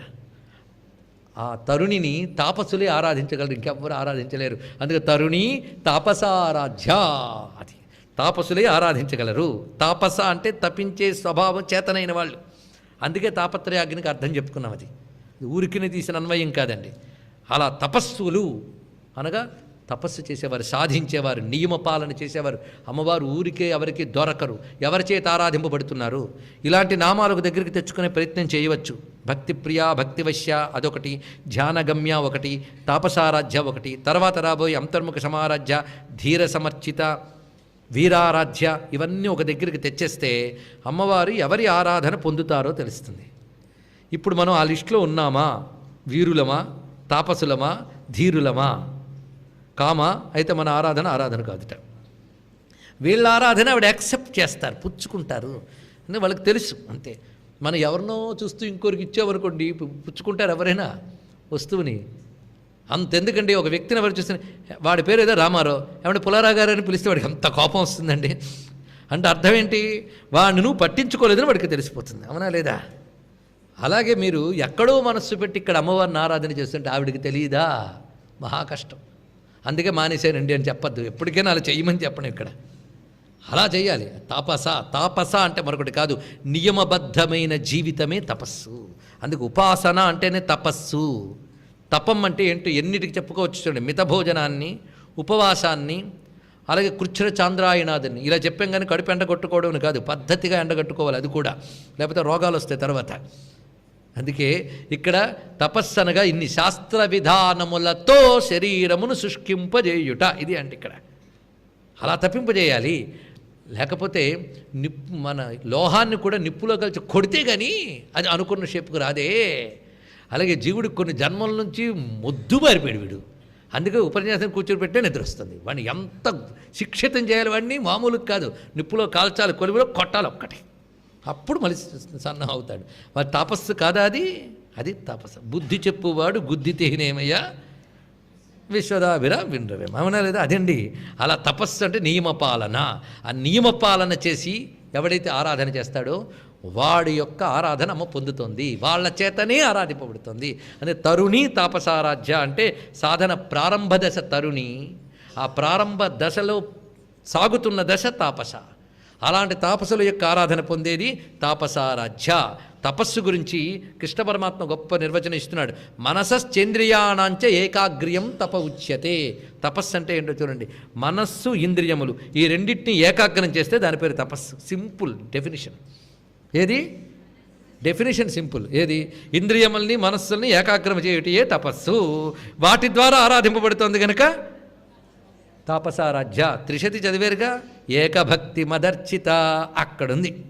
ఏకభక్తి మదర్చిత. ఏకభక్తి అంటే అదండి. కృష్ణ పరమాత్మ గీతలో ఏకభక్తిని విశిష్యతే అని చెప్తాడు. గొప్ప భక్తి ఏమిటయ్యా అంటే ఏకభక్తే.